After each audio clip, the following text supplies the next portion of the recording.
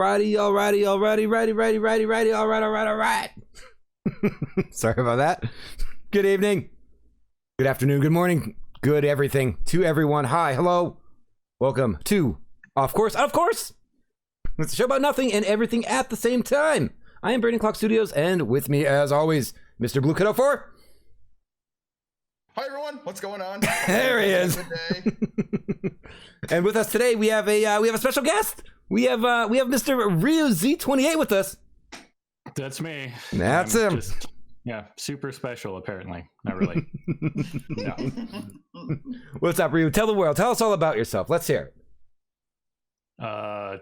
Check out everything from the morning. That's all you need to know. Just that's it. From the morning, from the day you were born until now. Yeah.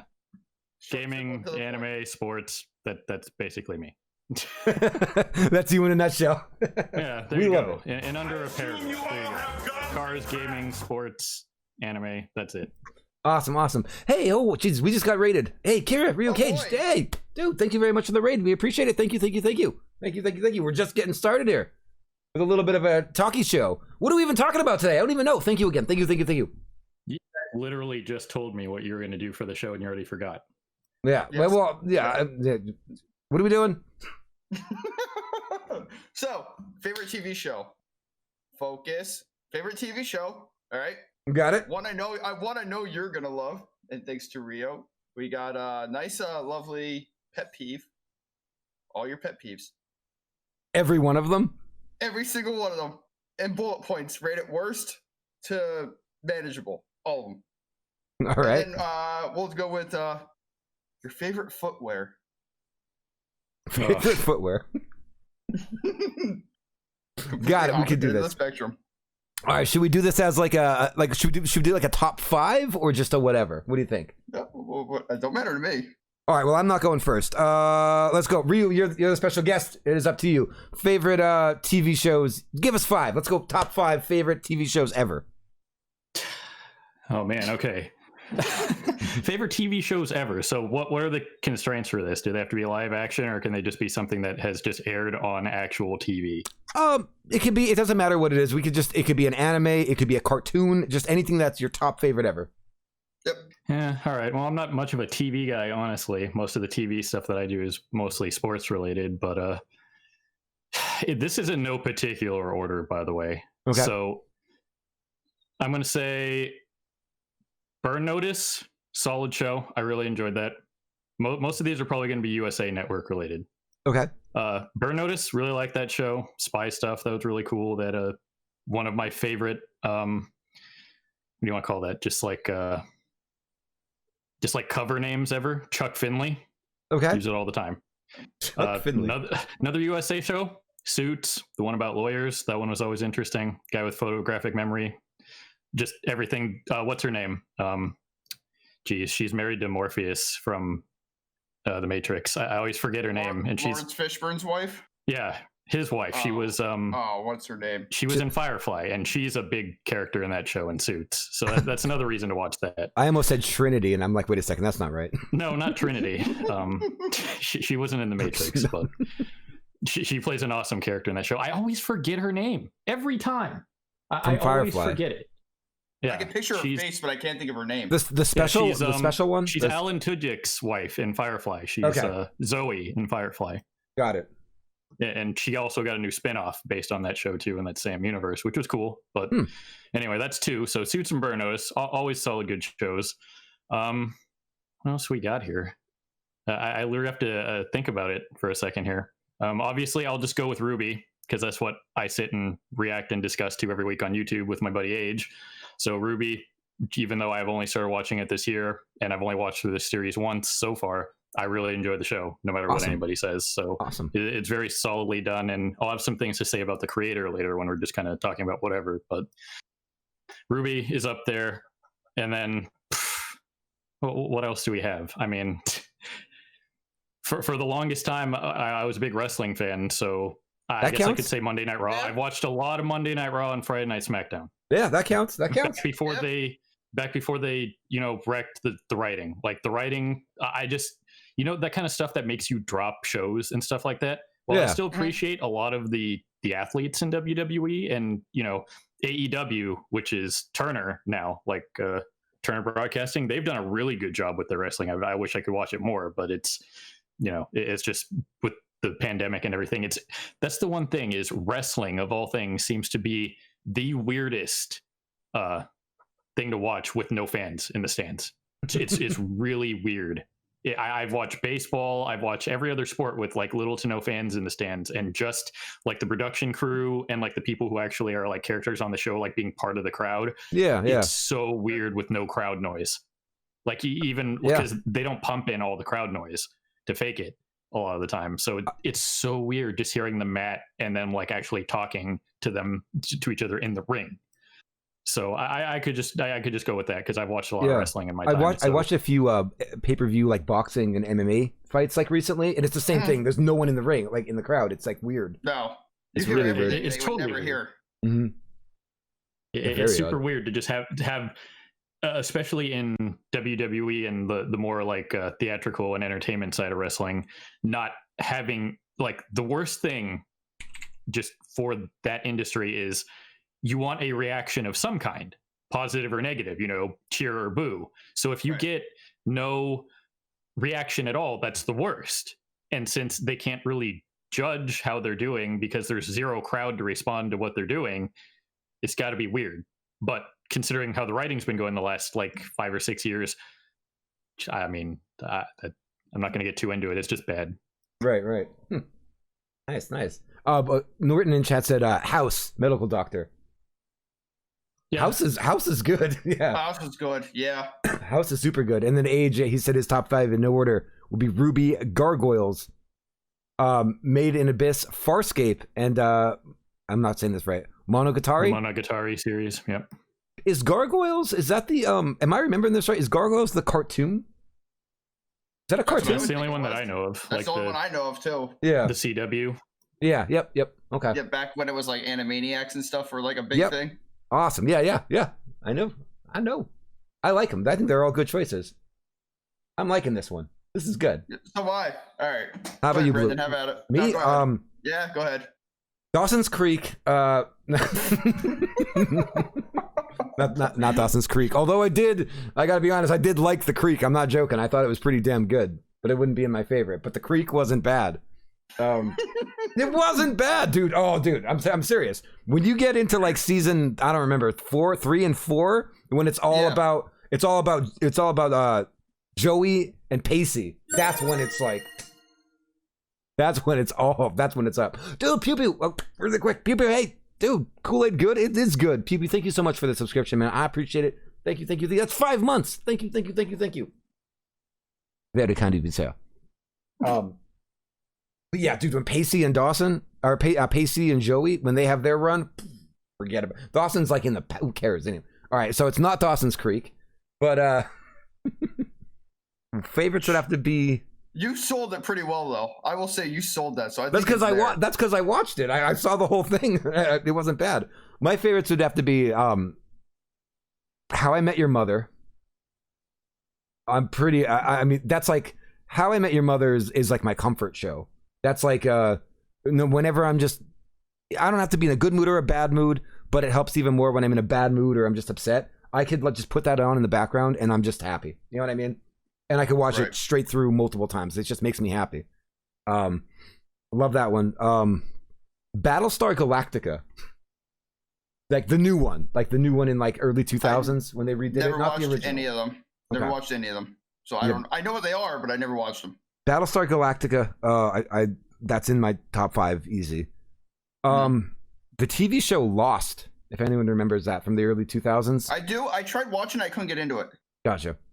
The only thing I remember about Lost is, geez, that was like when I was in like 6th grade or something, and people were like still into it or whatever, and like whatever the last episode came out, and people were spoiling it, and people were losing their minds about how it ended or something. That's the only thing I remember about Lost. I never watched the damn thing.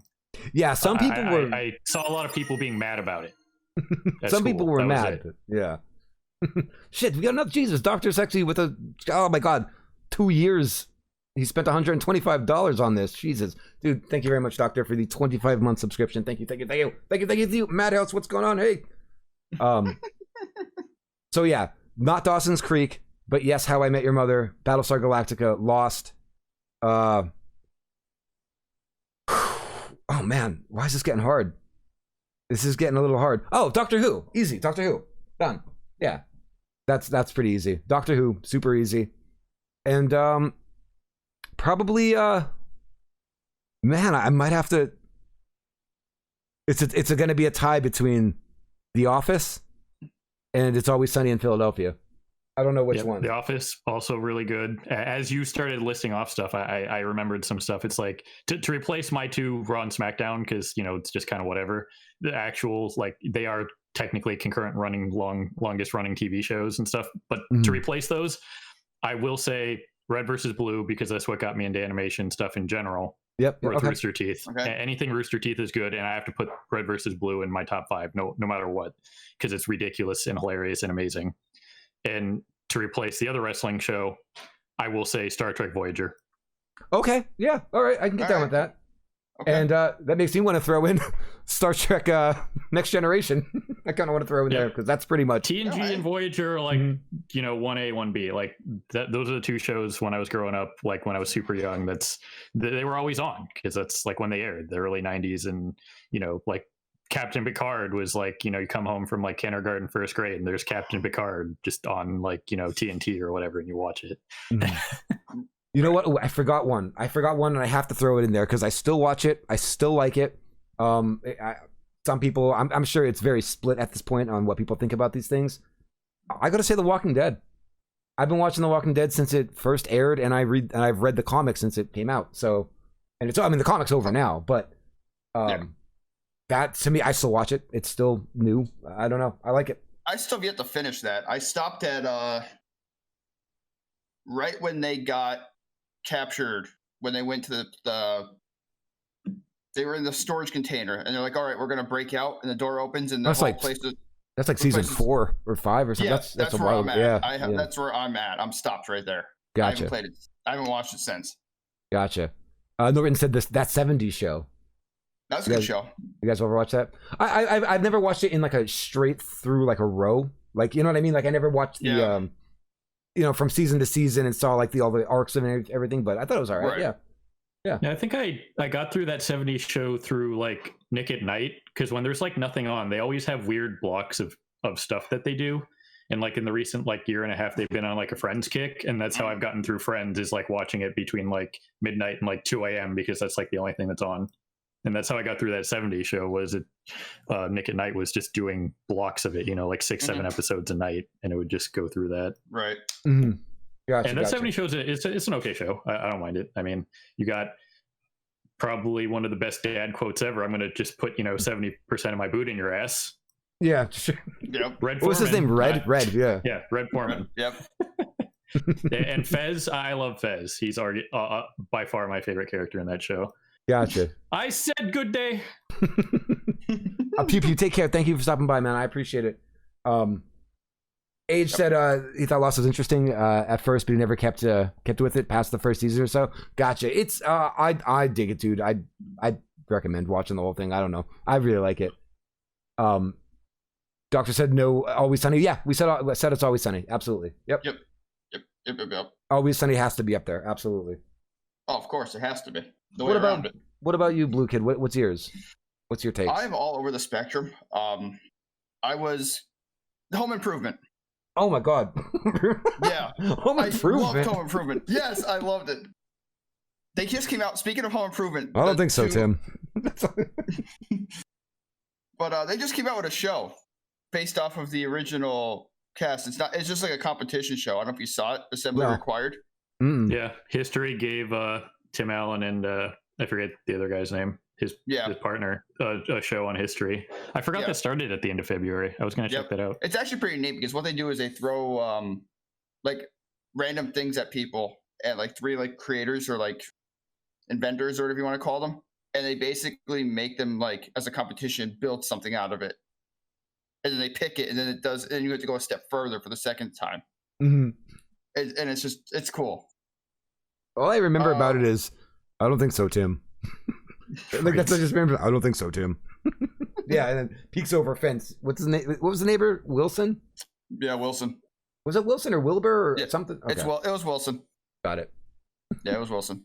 I have to go Pokemon. I hate to say it, I still watch it. The cartoon? Because yeah. Okay. Well, I guess it's not real life. Okay. Yeah, but that let me think what else. House, when I first saw House, I binge watched it. It was during the pandemic. I binge watched it to finish all the seasons. It was bad, but I binge watched it.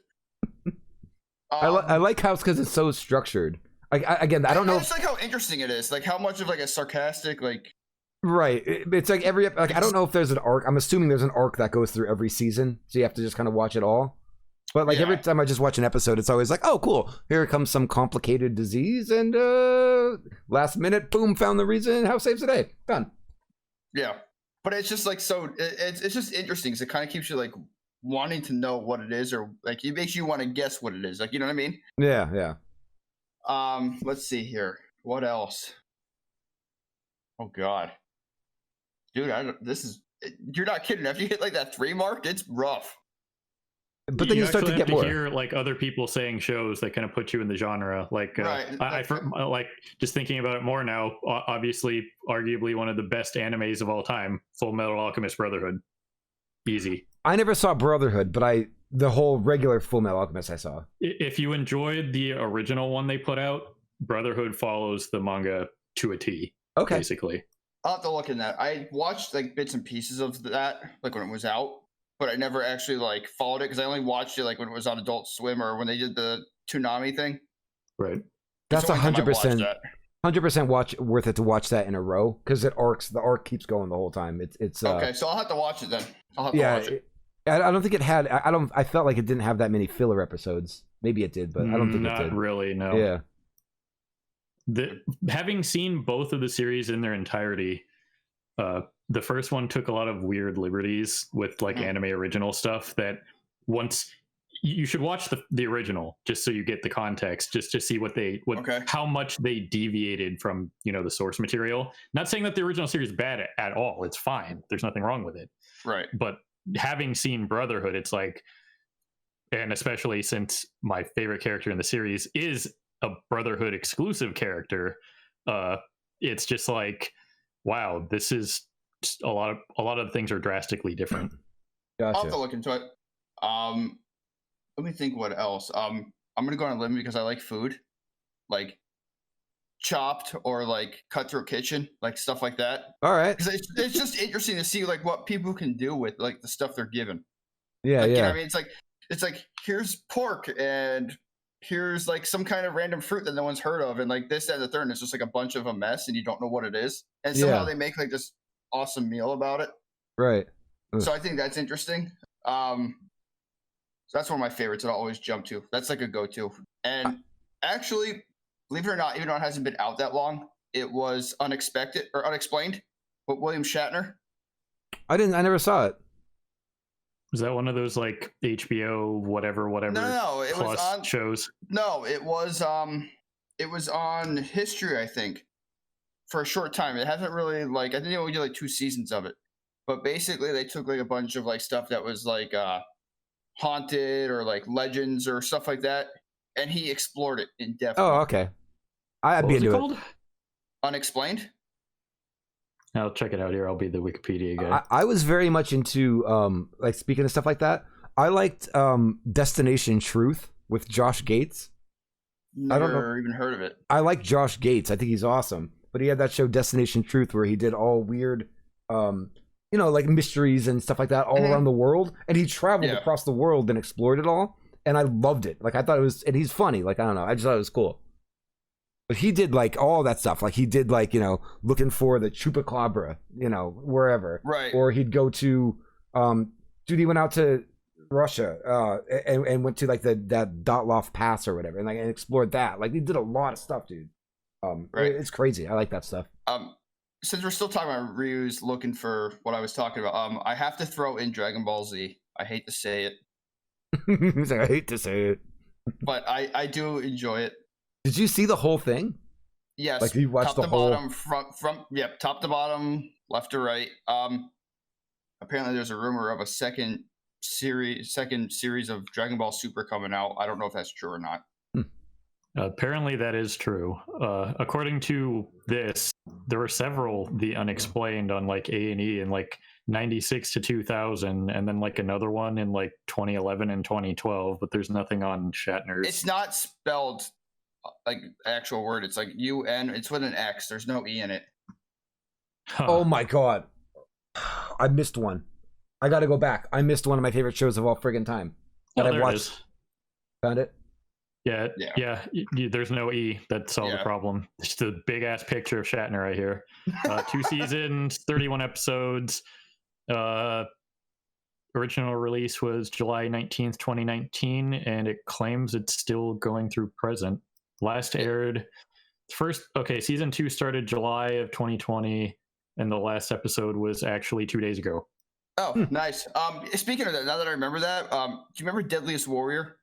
That was a good show. I enjoyed that show. Like at Spike TV? Yeah, that was another good one. That was hilarious. I like that show, even though some of them were nonsense. It's basically like Death Battle for the most part. Yeah, I mean, some of it was nonsense, but some of it was pretty neat. Oh, yeah. Like some of them they should have never actually put against each other, but like when they did like the more modern stuff, it was more manageable to say like, hey, this is comparable. Like when they did like the different military groups and stuff. Yeah. Like that's more realistic. But like when you're trying to compare like people that have no reason to be near each other, it's a no-brainer. A lot of them, like when it was almost like Death Battle, where they would do certain characters, and if you know both characters, like, and I've seen a lot of people argue about this one. I'll just keep this one short. But when they did Gaara from Naruto, who is basically a sand user, versus Toph, an Earthbender from the Avatar series, I looked at that and I was like, why are we doing this? Toph wins this in her sleep.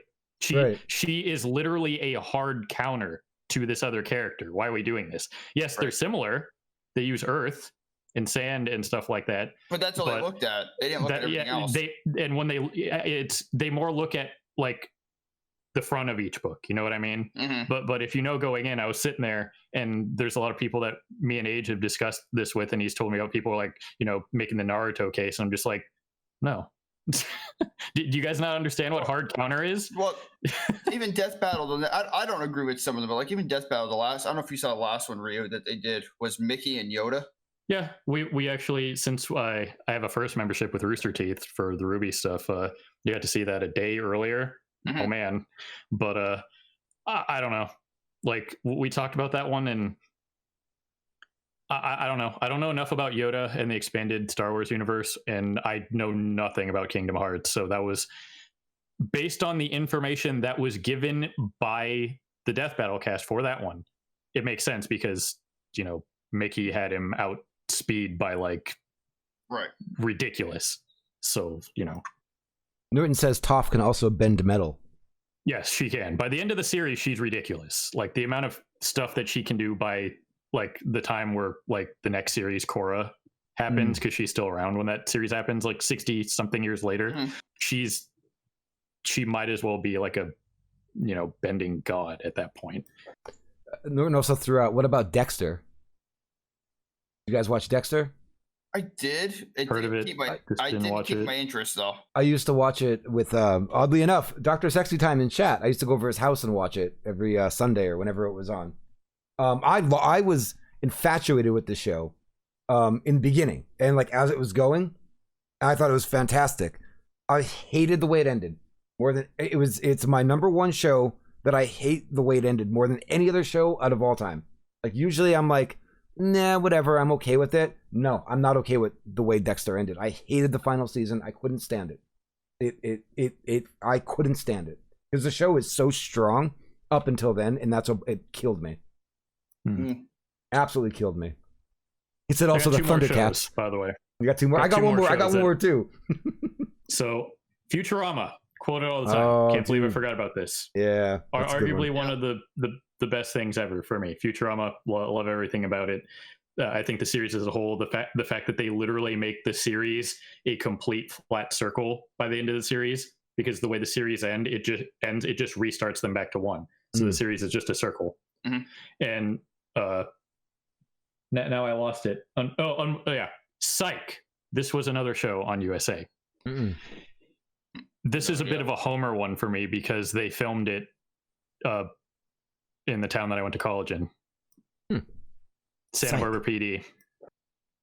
It was another show on USA. It was basically just a guy who pretended to be a psychic because he had literally, he would look at a piece of paper and see, like, he'd have photographic memory, and that was the whole the short guy with like the curly hair.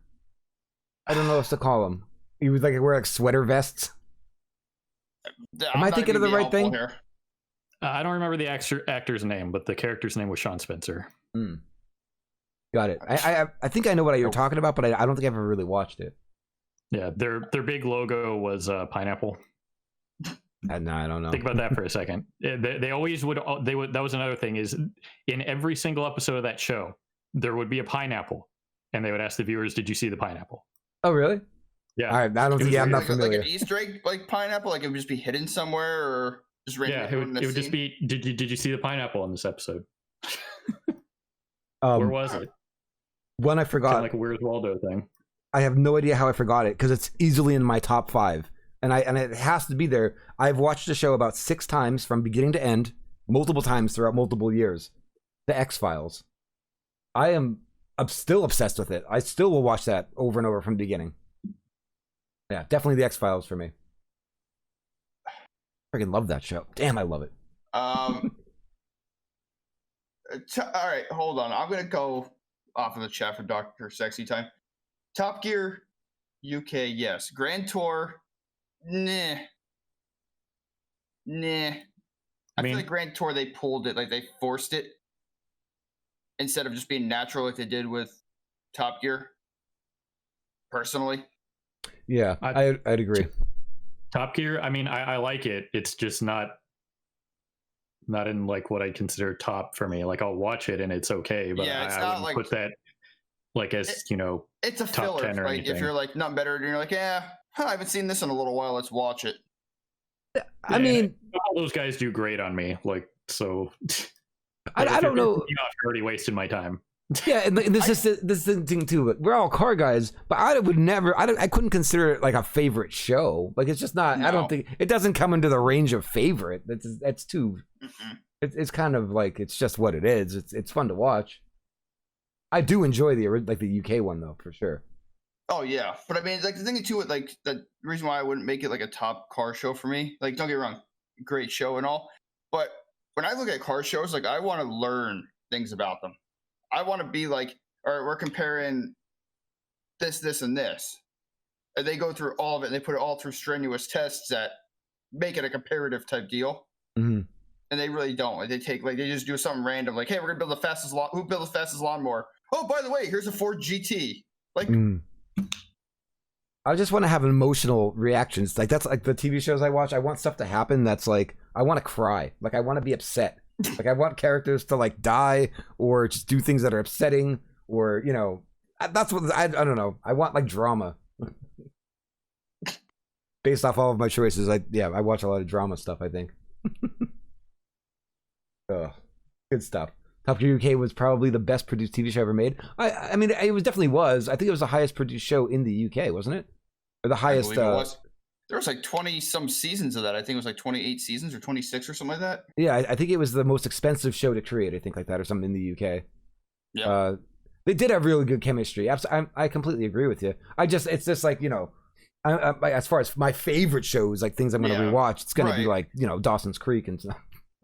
But weren't like Clarkson, Hammond, and May like all friends like prior to the show too? I don't know. I think they were. I feel like they were friends prior to the show. Speaking of Friends, I'm making my way through that. I'm almost on season 3. How about that? In the year 2021, I finally started watching Friends.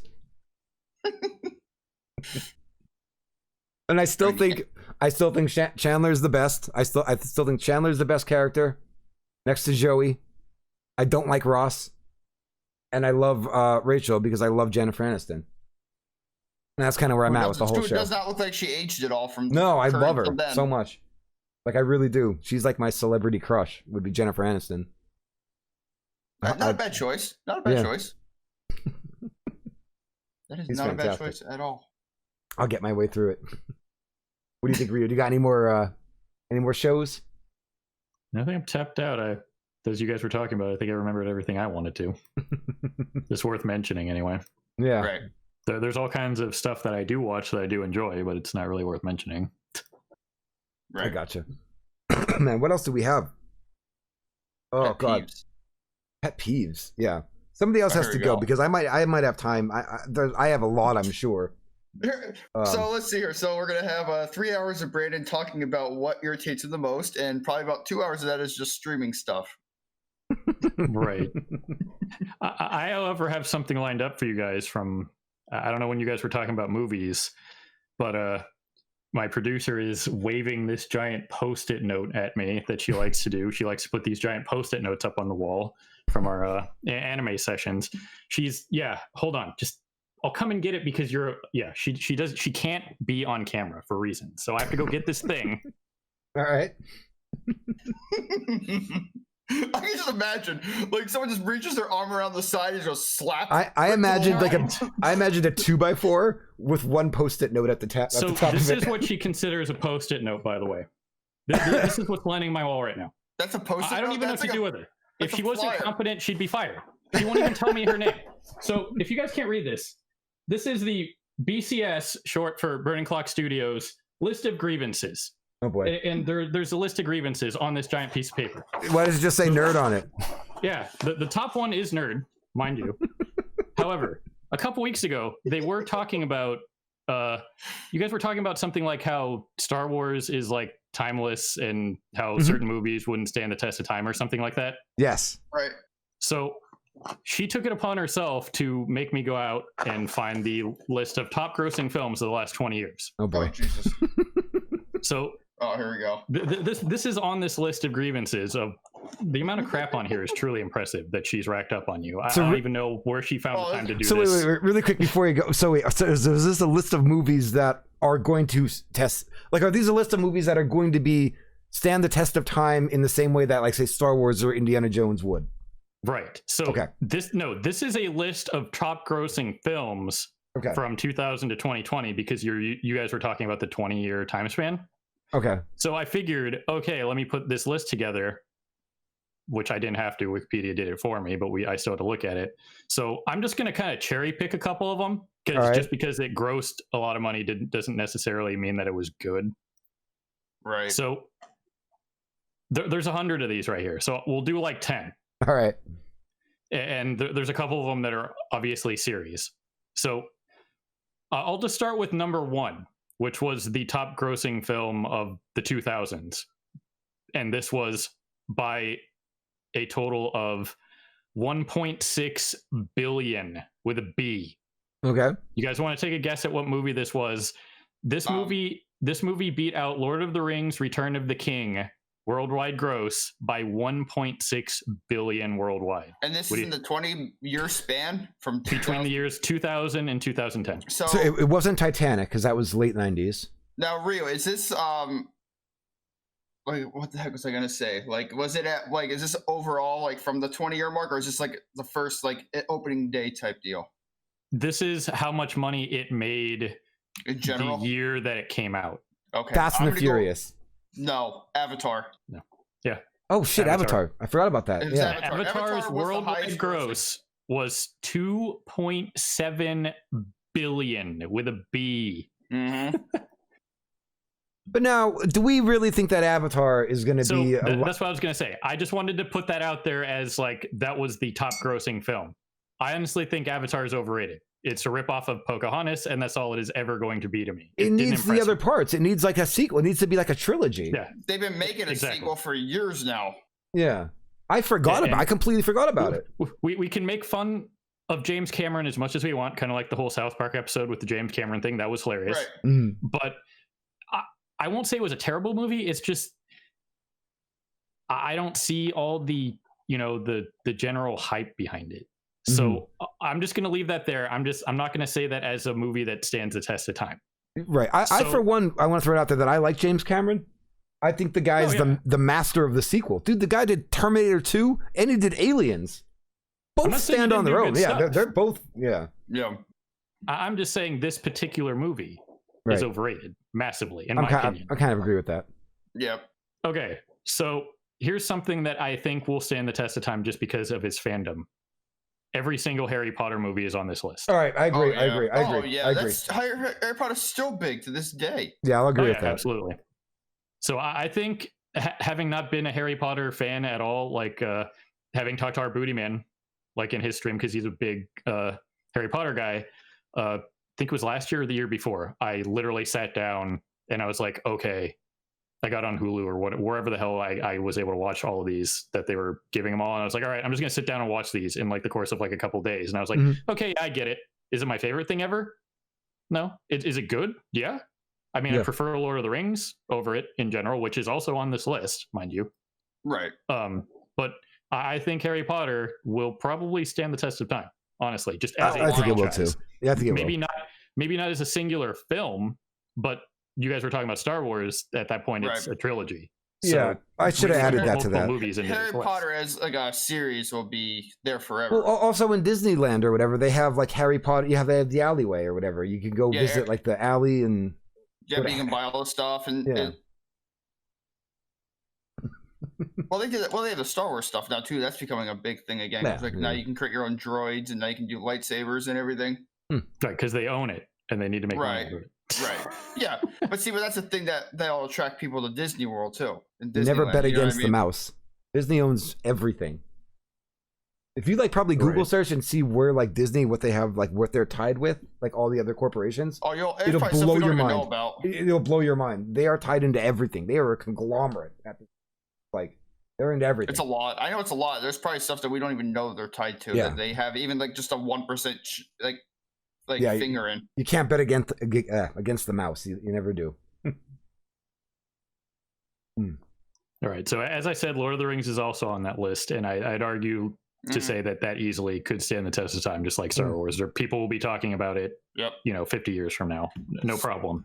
I think one of my favorite things I ever found on the internet was this guy that just had, it's like a meme, basically. It's like, I hope one day that history, just like history in general, just like all written and recorded history, gets completely screwed to the point that people will believe that the events of Lord of the Rings actually happened. Right. Speaking of Lord of the Rings, hundreds of years ago. Well, speaking of Lord of the Rings, the only thing I thought of now of a TV show that I missed, but I still get to finish, but I really enjoyed, was Game of Thrones. You didn't get to finish it? No. Leave it and stop where you're at then. Just let's leave it where you're at.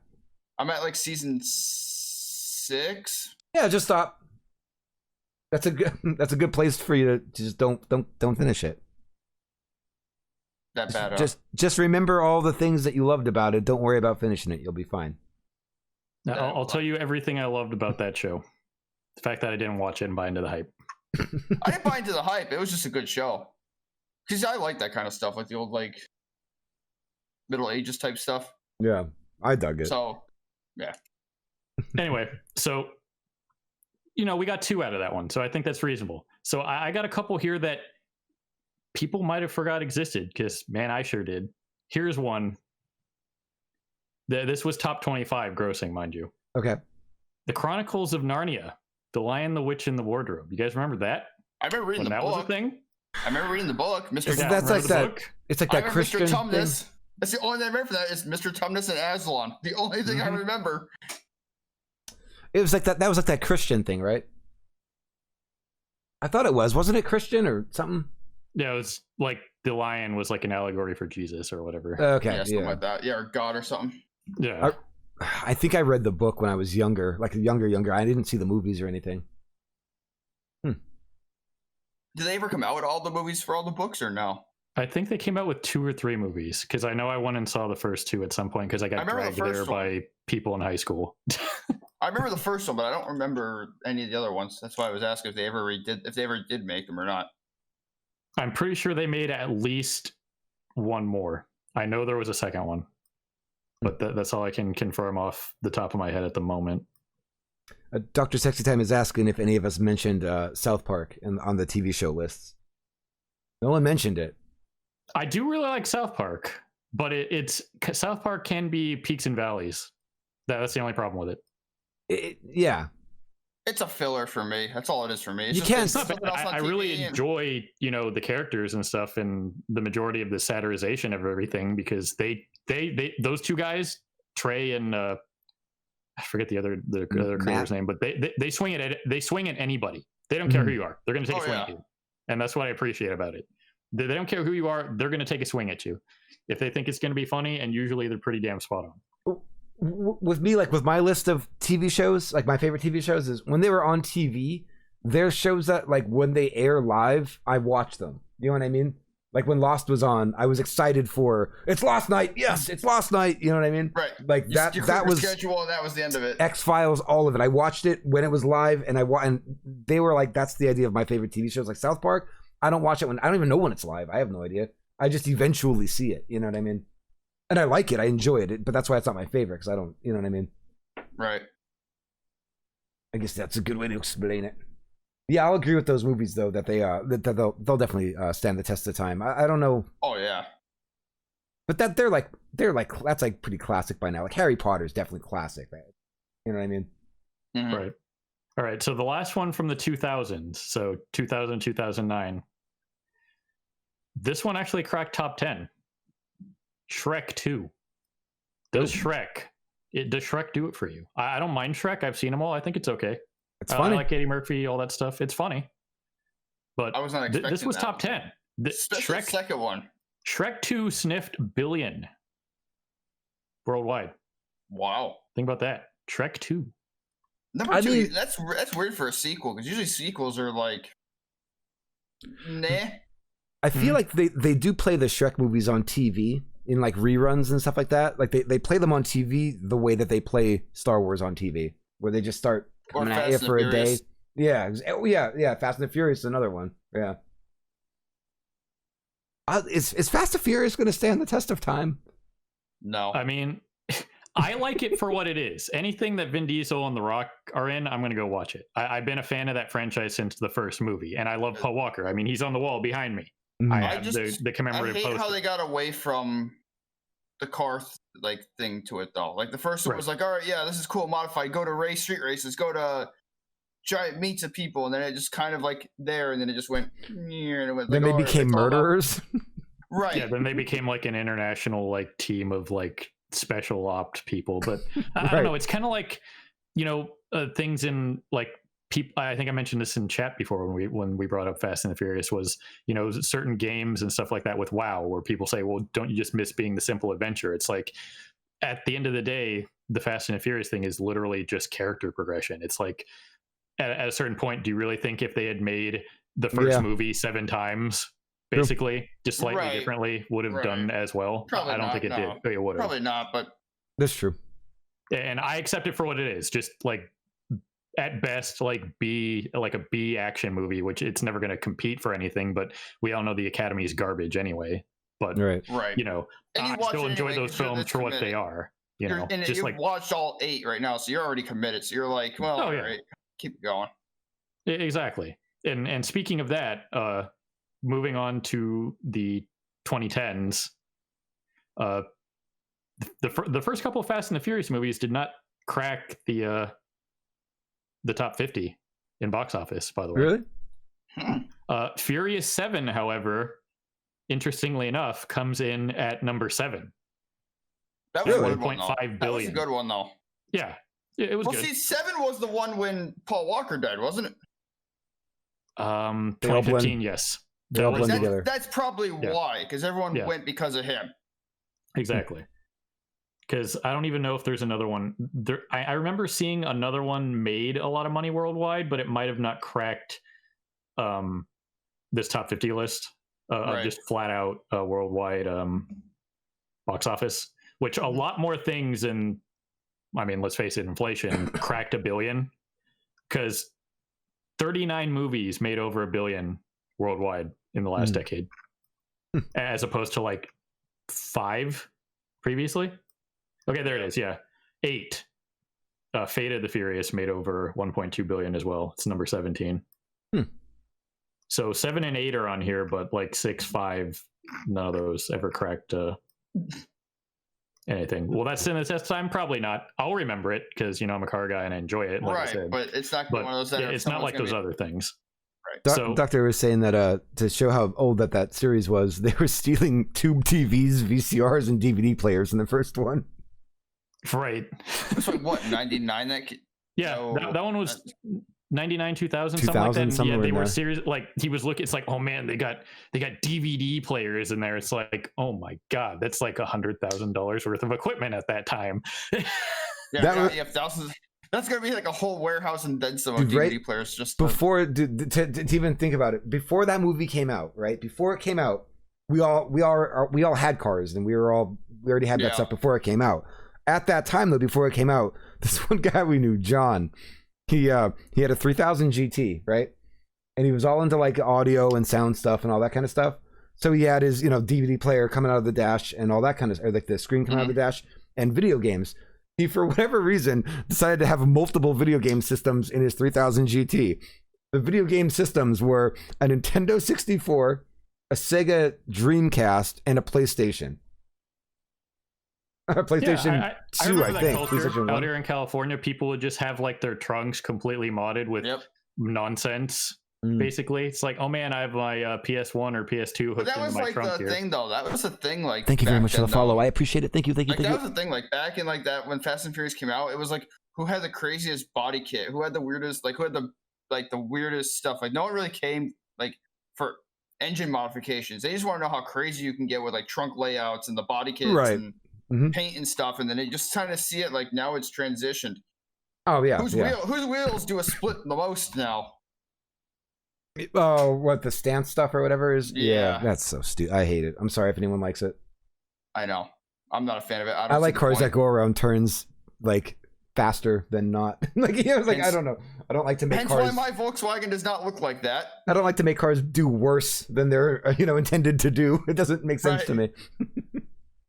It's like, you want to go quick? Now let's go slower. Let's just, you want to bank this turn really hard? No, not at all. You know what I saw the other day, Brandon, that reminded me of you? I was going to try to take a picture of it, but I didn't get a chance to. It was a blue Type S. Oh, boy, yeah. I miss my Type S. Yeah, I remember seeing that puppy. I saw it the other day. I was like, I remember this car.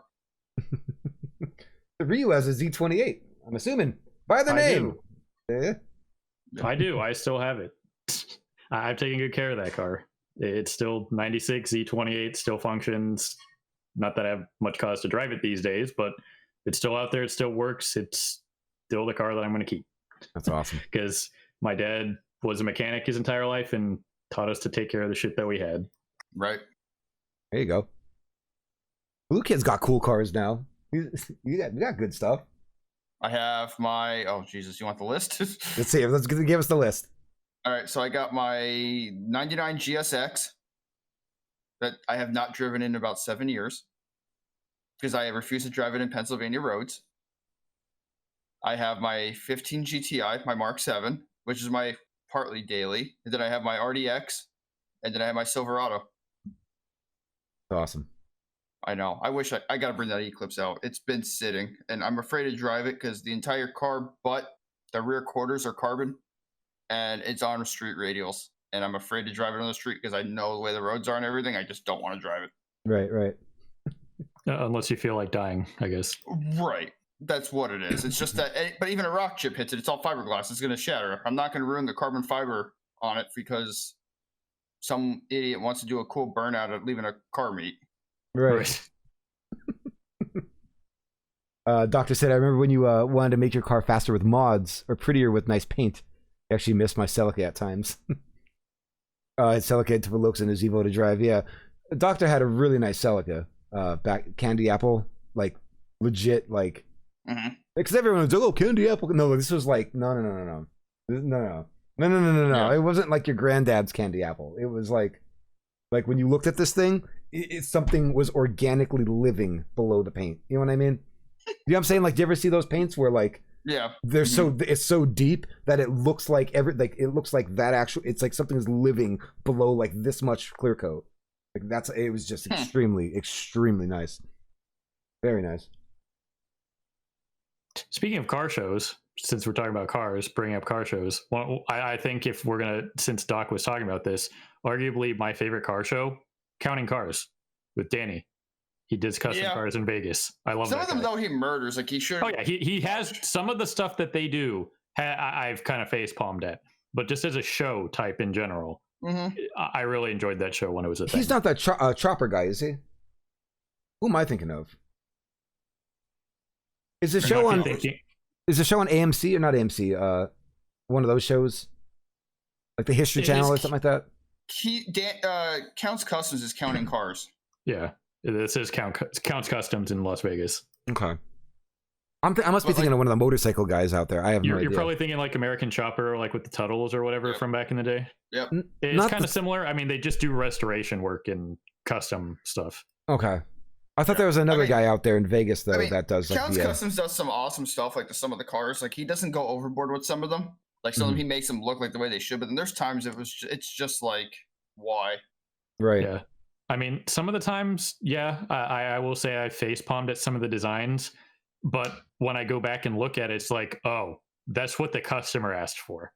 Right. So he was just doing what was asked. Right. Yeah, I don't think he goes that far off the wall with them, like, because he actually kind of goes with what people would actually do. Like, if you think of like the taste of what's out there at the time, he pretty much sticks to it for the most part.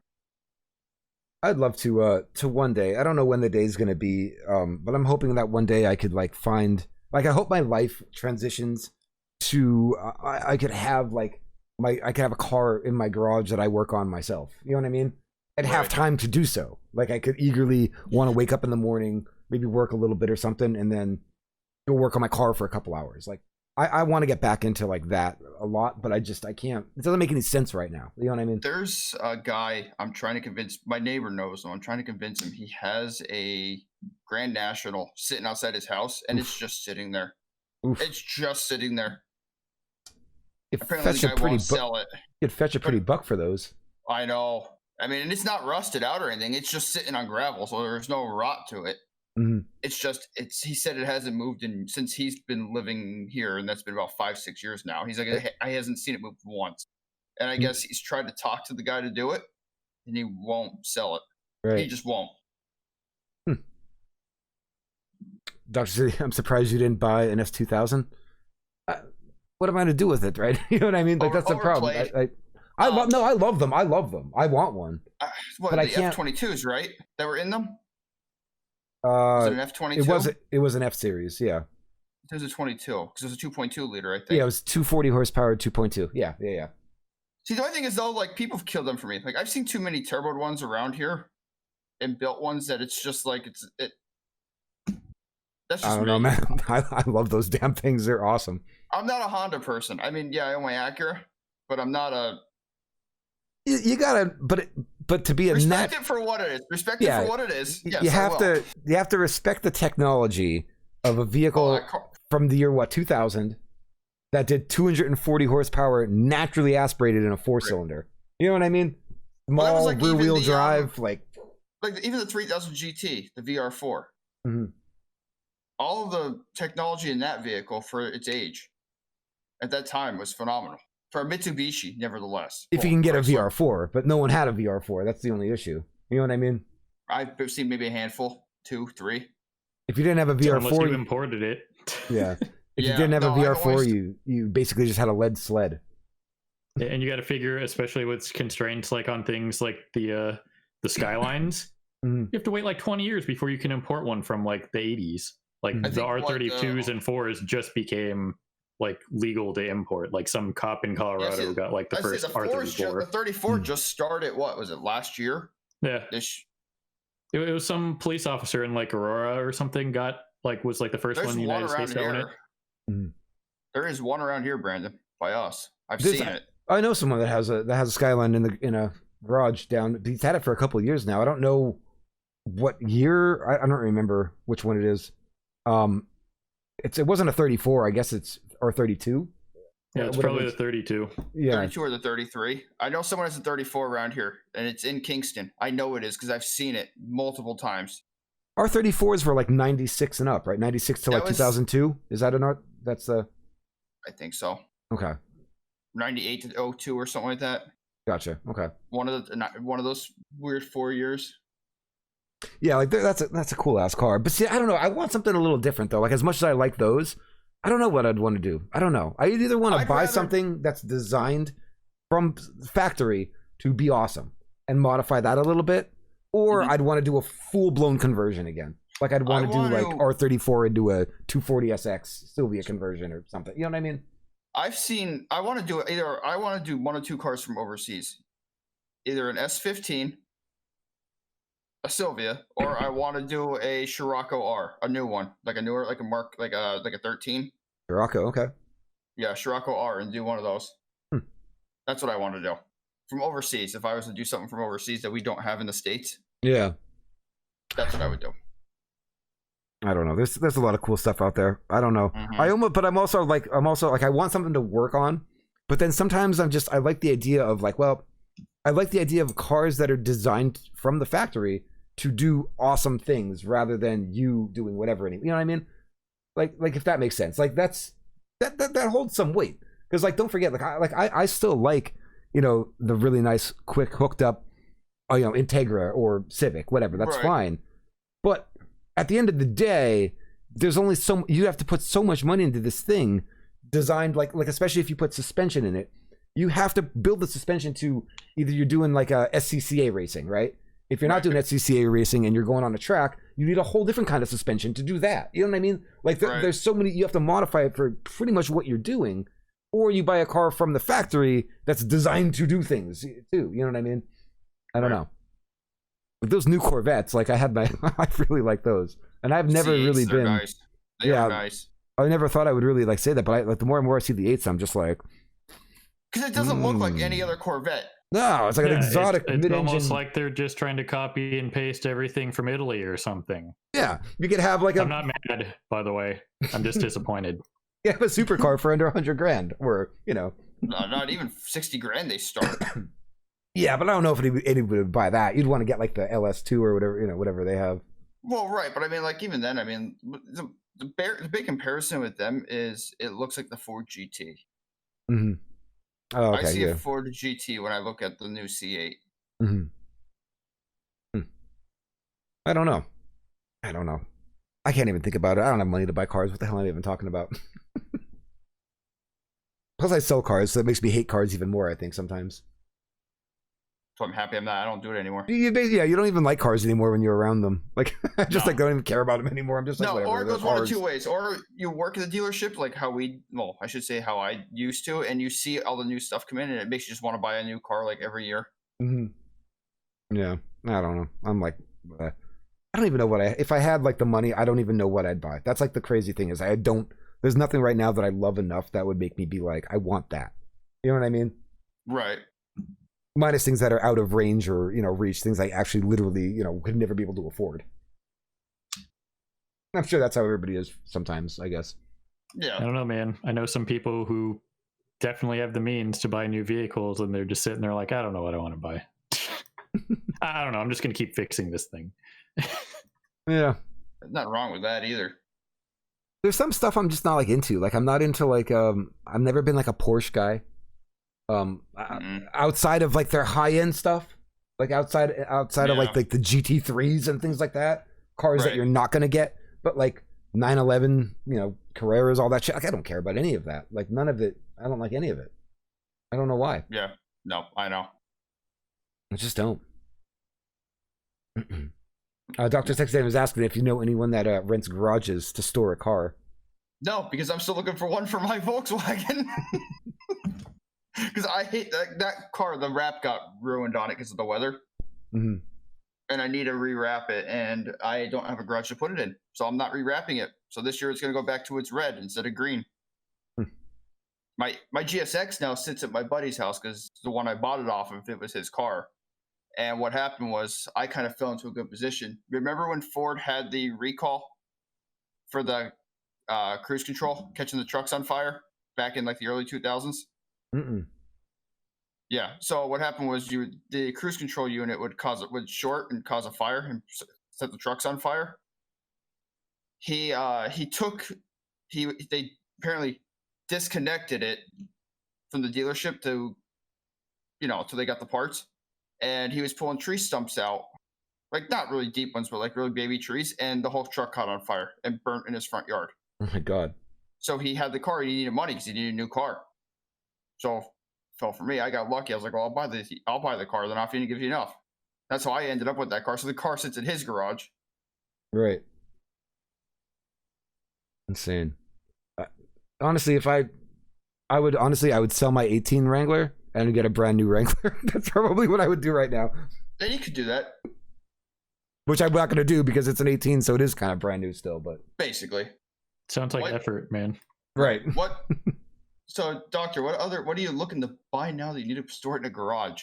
What in God's name could you possibly be buying to want to store in a garage? Oh boy. I'm waiting to see. Buying a Mazda Miata.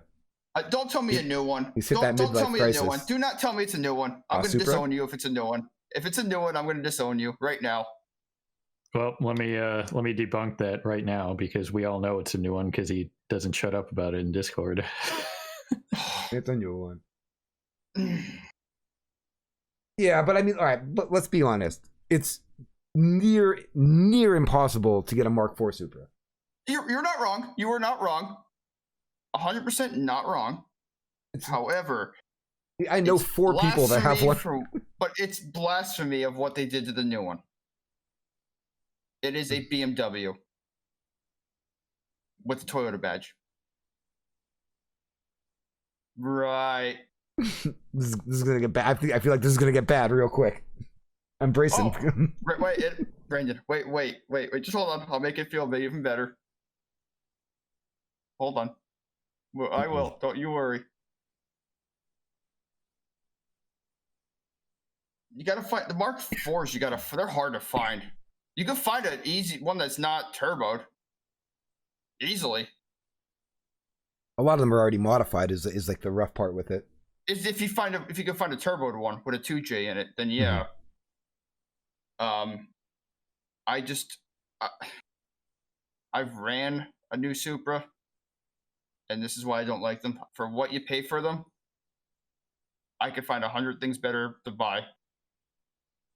If you're when looking when you say you ran one, what do you mean? You my old turbo setup. One? Yeah, my old turbo setup.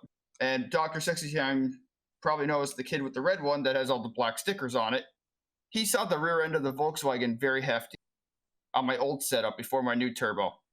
I can only imagine what it would be to the new one now. I'm not a fan. I don't like the looks. I don't like the power plant of it. They should have kept the 2J. What's its is it quick? Like what's its quarter mile like factory? I don't know its quarter mile. It's only 335 horse. Probably like low 13s. I would say 13s. Low 13s, high 12. I wouldn't even give it 12. I'd say maybe a mid 13 to a high 13 with not a professional driver. 12.3. I'm in the 10s, so. He's like, I'm in the 10s. I don't give a shit. I am, so. I'm in the 10s. I will find out for sure this year, but I know my setup's capable of 10s. High 10s, but it'll be in the 10s. I'm in the 10s. I don't know. I just don't like the new Supras. It's kind of blasphemy. I'm sorry. I'm a purist when it comes to the Supra. It has to be a 2J or nothing at all. Sorry. What the hell else are we doing tonight? What is it? It's 10:13. What were we even supposed to be talking about? Pet peeves was the next thing. Do we have any of those? Does anybody have any of those? It depends on the I situation. can go on about cars all night. There's no way around it. But it's up to you guys. I don't know. I had $1 million butt lined up for a bit.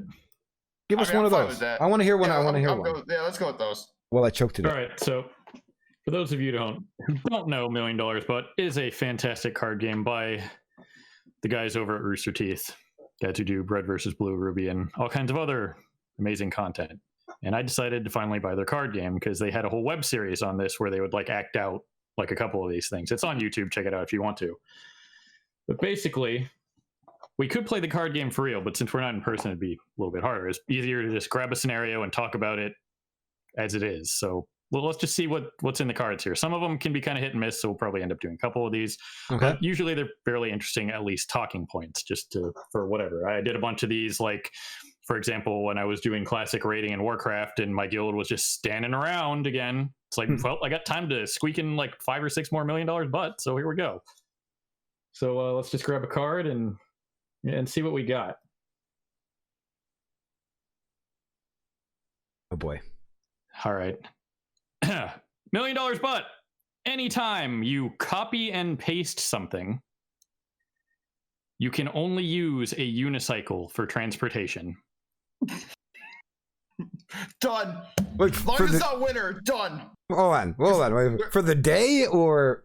Okay, so a lot of these aren't hyper specific. So Okay. I will do my job and say, okay, so anytime you copy and paste something, and this will stack up, you have to use a unicycle for transportation for your next destination. So if you copy and paste 10 things, like in a row, your next 10 destinations, you have to use the unicycle. I'm taking it. Yep, doing it. Not going to question it. Done. I would be 100% a fucking clown at that point because I copy and paste all day. I don't. So I don't know if I can. I don't know if I can do it. There is a guy that lives around here that does ride a unicycle everywhere. I've seen it. I've seen it in the snow. Yep, I know. he does it all year round. I saw it. Yep. You're right. There is a guy that lives by us. I saw him unicycling up a little bit of a hill when it was snowing. Yep, he does it. It's amazing. On a main highway, mind you. I swear to God. I would not take that because I would just literally be on a unicycle all day long. I don't copy and paste all that much, so it's fine by me. Yeah, I'd take it. I don't copy and paste stuff all that much, honestly. And I could just it doesn't have to be like, oh, I have to go to the store today. You have to think about this. Your next destination could be the end of your freaking driveway. You know what I mean? It's like I'm walking out to get my mail. Okay. So you just have to make your next destination feasible. You can still game the system if you think about it like that. I don't know how to ride a unicycle though, either. It's easy. Well, it's easy. You know how to ride one? So what you do is you get it and you put it underneath your legs and you pretty much just run with it. And then as you just run, you just lift yourself up and you balance it away you go. Get out of here. You've ridden one before? You know how to ride I've them? done it. Oh, okay. That's why I would do it. Generally speaking, in these scenarios, it's just becomes assumed that you know how to. Okay, that you know how to do it. You would know how to unicycle. So it would. Well, you know what? Actually, I would take it then. It's not that bad. Like it's not like it's nothing major. I would take it then if I knew how to unicycle. You can game the system. Just make your next 10 destinations. Okay, quick. I need to go to my mailbox. Then I need to go to my front door. Then I have to go to my back door. Then I have to go back down to the end of my driveway. You just kind of game the system. That's all right. Fair enough. Yeah, that one's probably reasonably gameable because you don't have to they're not locking in your next destinations. Right. It's like you're going to work from where you live. Right. On your unicycle for then it's your own fault. If you're in your head, well, I have to go to work now. It's like, no, I have to ride the unicycle to the end of the driveway first and then go to work. Right. All right. Fair enough. All right. I would take the $1 million then. Yes. Yeah.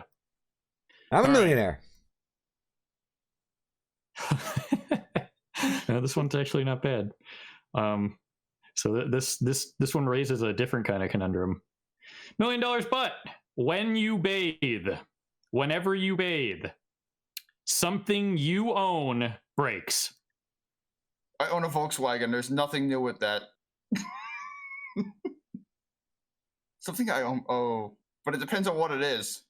That's the rough part. I take a shower once a day. I can't risk it. No, I'm just. I can't. I couldn't risk it. You got to figure at some point you'd end up burning your money replacing the shit that you broke. Well, it's not even that. Think about it. You can lose your whole house. Oh yeah, absolutely. It I'm could be a part of your house, it could be that pipe over there, or it could be the whole house. Just that's what I mean. Yeah, no, the foundation breaks. You're done. Game over. Yeah. Yeah, I don't have a lot of things either. I don't have many things. You know what I mean? I just have little. I have little things. I don't have many things. Yeah, I couldn't do that one. No, that's too risky for me. No. Yeah, In what way does it break? Completely, 100%. Nope. I'm not talking if your car is the target, it's not going to get a flat tire. Your car is just going to be a pile of. The motor blows and it's done. It's it. It's just gone. Done. It's totaled. It's shot. Yeah, it's like if you ripped a piece of paper in half. That's toast. That's a tough one because I feel like it's just too. That's too dangerous. I would not. That's too dangerous. Nope. For the intensive purposes of this conversation, I'm going to say it's broken to the point that it's irreparable. You have to replace it. You have to replace it. Yep. Nope. I will pass. Yeah, so yeah, I would take a hard pass on that one too. That's too dangerous. And okay, so here's where some more of the comedy stuff comes in from the dudes who created this. Wait. Sorry to interrupt you. I have a quick question. Can you game the system? Here's what I mean. If you're not bathing, like what if you lived by like a stream, you know, like whatever they call a creek or whatever that goes like by or something like that. What if you accidentally tripped into it and just got wet inside the creek every day, and that's it? But you're bathing, you're cleaning your body. You know, you're cleaning your body. At that point, no, you're any kind of bathing at all. Like, I'm just trying to make it as, you know, as the creators would, because I've watched every one of their episodes and I know how they'd probably go about this. So I'll try to stay true to their original design as possible. They would say, no, if you like fell into a creek or something, you're screwed. That's you bathing a second time in the day or whatever, because you're technically getting wet and technically probably getting cleaner. Doctor must have. I think Doctor took that bet before in the past. Replaced the bay window, a furnace, a water heater, door. My Focus RS blew up. Yeah, Focus RS. And Doc, in his case, probably didn't get the $1 million. That's the big problem. At least then he'd have the $1 million. I own 100,000 toothpicks. Go ahead and break one. Mm-hmm. Yeah, I mean that's one way you can game the system. I believe they had something to that effect on the actual show. Is like, okay, well then I'm gonna go out there and like own like, you know, 100 million thumbtacks or something. You know what I mean? And just kind of like hope that, you know, you break a thumbtack every day for the rest of your life. Right. But you still have that chance of like your computer monitor might be broken. Right, exactly. Right. So, you know, if you could buy like a silo of thumbtacks, like a 1 in you know, a 1 in 5 million chance that it could be something bad. That one day that something breaks, you're like, say like you're and you're like, oh, okay, I got to fork out a couple grand. Yeah, okay. But the next year and a half is thumbtacks. Mm-hmm. I like that one. So you're basically, you know, say you bathe 1 time a day. So, you know, you could get in the system like that. Well, like Age said, you know, you just own a lot. You go out and buy a lot of something super cheap that can break, like a thumbtack or a paper clip or a staple, you know, something super beyond cheap. Right. And then you'd probably be kind of okay, unless you had the worst RNG ever. And based on your darkest dungeon runs, Mr. Right. I should be dead 6 times, you'd probably be fine, Burning Clock. It's all skill. Didn't you hear the announcer? He's always like, a skillful move or whatever. He knows. He's narrating. Right. If that helps you get through it at night, sure. He knows. All right. So next one. $1 million, but whenever you are unsure of where your keys are, and I'm just going to say any keys. You're looking for your house key, your car keys, your key to your shed. If you're weird, you lock yourself in your bathroom when you take a shower, whatever it is. Can't find your keys that you're looking for. You don't know where they are, and you just happen to think about it like, oh shit, where are my keys? Your inner thighs burn intensely. I'll take the $1 million. Yeah, I'll take the $1 million. I always know where my keys are. I don't even have to think about it. They're in the same spot all the time. The only time I don't do that is if I'm not in my normal routine. Otherwise, I know where they're at 99.9% of the time. So I will take a burning thigh. I'm always in my routine, and if I leave my house, they're in my coat pocket, left side every time. I always know where they are. Yeah, I'll take the $1 million. Done. A millionaire. Yeah, that one's not too bad. I mean, all you have to do is not be unsure. Right. It's kind of like that Rick and Morty episode. What do you guys have to be so unsure about? I need to watch Rick and Morty again. I've only ever watched it. I've only watched a handful of those. Is that done? Is that show done? Does anyone know? It's on its like whatever, you know, between seasons break that usually is like about a year and a half sometimes. I don't know. I've only watched a handful of episodes. Yeah, season 4, or the most recent season ended in like 2020, and it was still pretty good. I don't think I didn't see that one. I gotta catch up. I only saw season 3 was the last one I saw. Madhouse says his thighs do that anyway, so he's in. Well, smart. Yeah. Smart man. All right. Here's one that would probably drive me nuts, and there's no way I'd do this one. $1 million, but every time you see a TV, sports commentators give a play-by-play analysis of your actions. Oh, I'm doing it. I am doing it. Don't care. I would lose my mind just laughing about the stuff that I would do, because I would do the most ridiculous thing and just watch them announce it. But what if you're trying to watch a movie and you're like into the movie, you're enjoying it, and you move your hand up and scratch your head, and a sports commentator just tells you about it? And ladies and gentlemen, he is reaching with his right hand to scratch behind his ear. Right. I would die laughing. I would take it. 100% take it.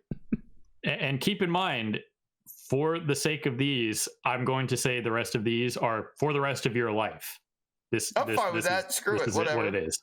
Because a lot of these, are like, for the next year, some of them get hyper specific. But if there's not an actual thing on the card that says, for the next year, for the next 10 minutes, whatever, these things are all going to be for the rest of your life. So every time you see a TV, you got to put up with this for, I'd say, let's say every time you see a TV for the next hour, the rest of your actions are, you have to deal with sports commentary. I'm not doing it. There's some repercussions. Sports commentators. This is wider than we think it is. This isn't just in your house. You couldn't go to like sports bars or, anything that has TVs, like any kind of bar, restaurant, whatever. Because everything you do, you're just trying to eat dinner or do whatever, it's going to be getting, announced. Yeah. You know what I mean? That's why I wouldn't do it. I'm doing it. Don't care. I'm doing it.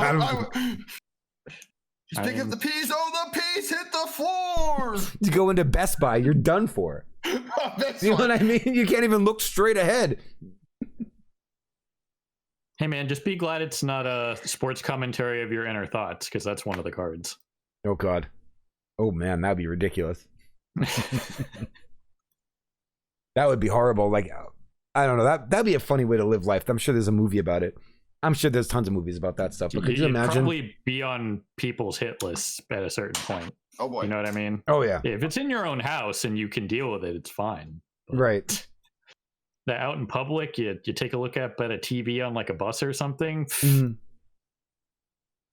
Yeah, you're gonna have some people like wanting to like throw you off the bus. Right. Oh my God. I'd do it. So that's a no for me, mostly because I can't stand most sports commentators and I complain about them all the time because they're garbage.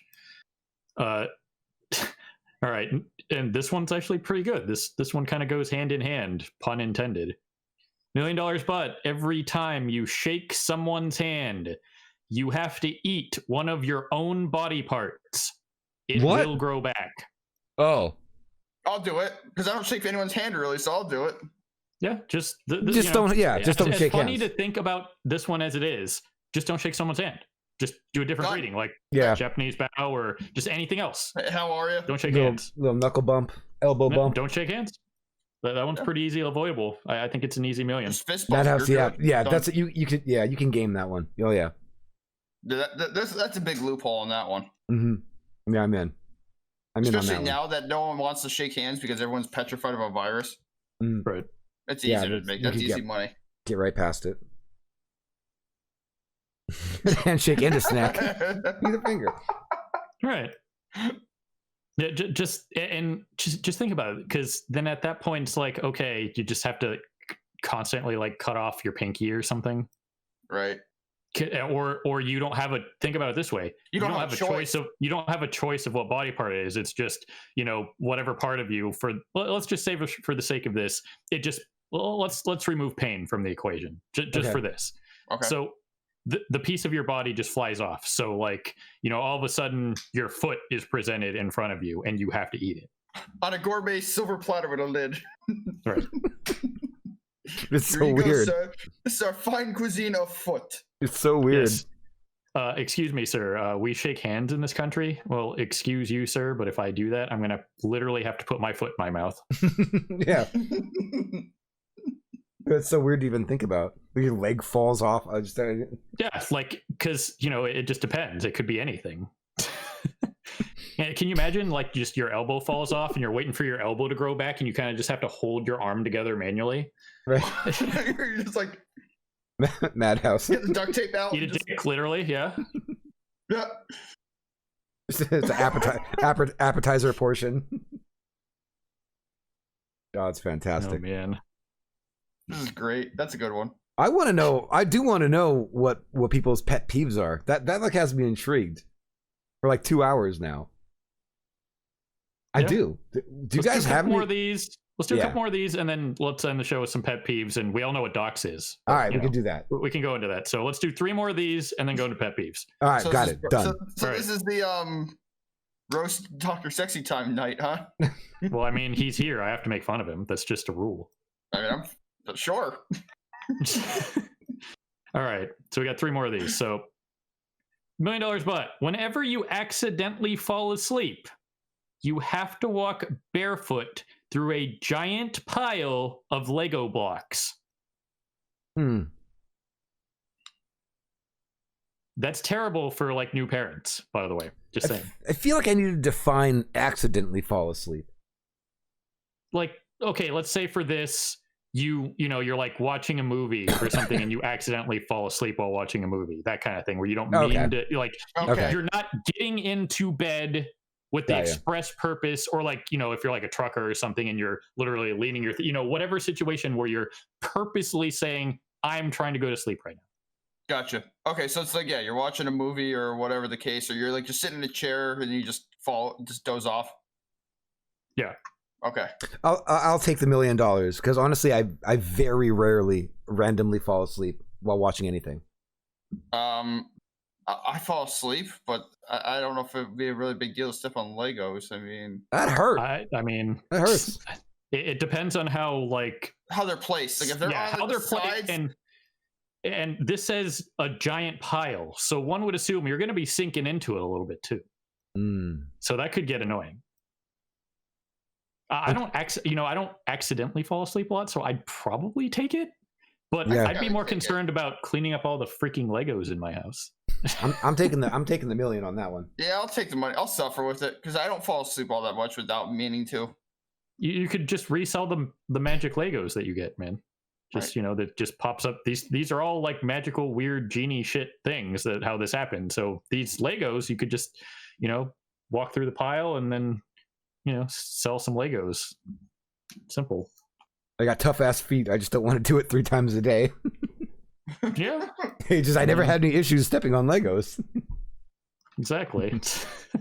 It becomes, does it become too tedious? Because once again, this is for the rest of your life on all these, unless I would the cards I would assume like specifies. if you get up, like I'm just gonna say you get up, like say you fall asleep on the couch and you get up, like is the pile gonna be there as soon as you get up? Yes. Like, where you have to go, you have to walk through the pile. You will wake the next time you wake up, you're inexplicably barefoot and you step straight into that damn pile. Okay, all right, I do it. Yeah, screw it, I do it because I would know it's coming, so you be ready for it. I suppose. It's so You could- minimal this is that it something happens You could to just me. be like, well, damn it, I'm waking up and there's probably going to be some damn Legos right here. Right. All right, second to last one. This one's, I mean, Rough. we all know how Burning Clock feels about food, so we'll see. $1 million but whenever you feel anxious, there will be no more and no fewer. Oh, okay, sorry. Hold on. This was ambiguously worded. $1 million but whenever you feel anxious, there will be no more than 10 and no fewer than 3 pubic hairs in your next meal. I'm gonna go with no. No, I'm anxious all the time. I'm always anxious. That's like I'm always I'm anxious. not- So no. I just the thought of that is like someone's never mind. I'm not doing it. Not going into it. Just not. Nope. Yeah, multiple. One, I'm always anxious, so I would continuously be eating pubic hair. And 2, I hate when hair is in my mouth. I fucking hate it. It is the worst ever. Like I hate it. I'm not having not doing it. Yeah, that's that's a solid note for me. And remember this, since this card didn't specify, this is for the rest of your life. Yeah, Nope. that's a big no. No. Nope. It's funny. Well, it's hard because it's like when being anxious. You know what I mean? It's such like a thing that you can be all the time, multiple times a day. Right. That one's a tough one, and that's not enough money, honestly, for me. No, Not pubic hair. If it said maybe like just hair, like that's the same for hair me. follicle. No, I would rather eat a hair follicle than pubic hair. Let's face it. Yeah, but I mean, at that point, for this bet, I don't care if it's pubic hair or regular hair. Either way, I hate hair in my mouth. You know what I mean? I would take it. I would consider it if it was regular like hair, not pubic hair. Got it. I would consider it more, is what I'm saying. I wouldn't say I would do it. I'd consider it more. Madhouse's response was, "Live fast, die young. Bad girls do it well."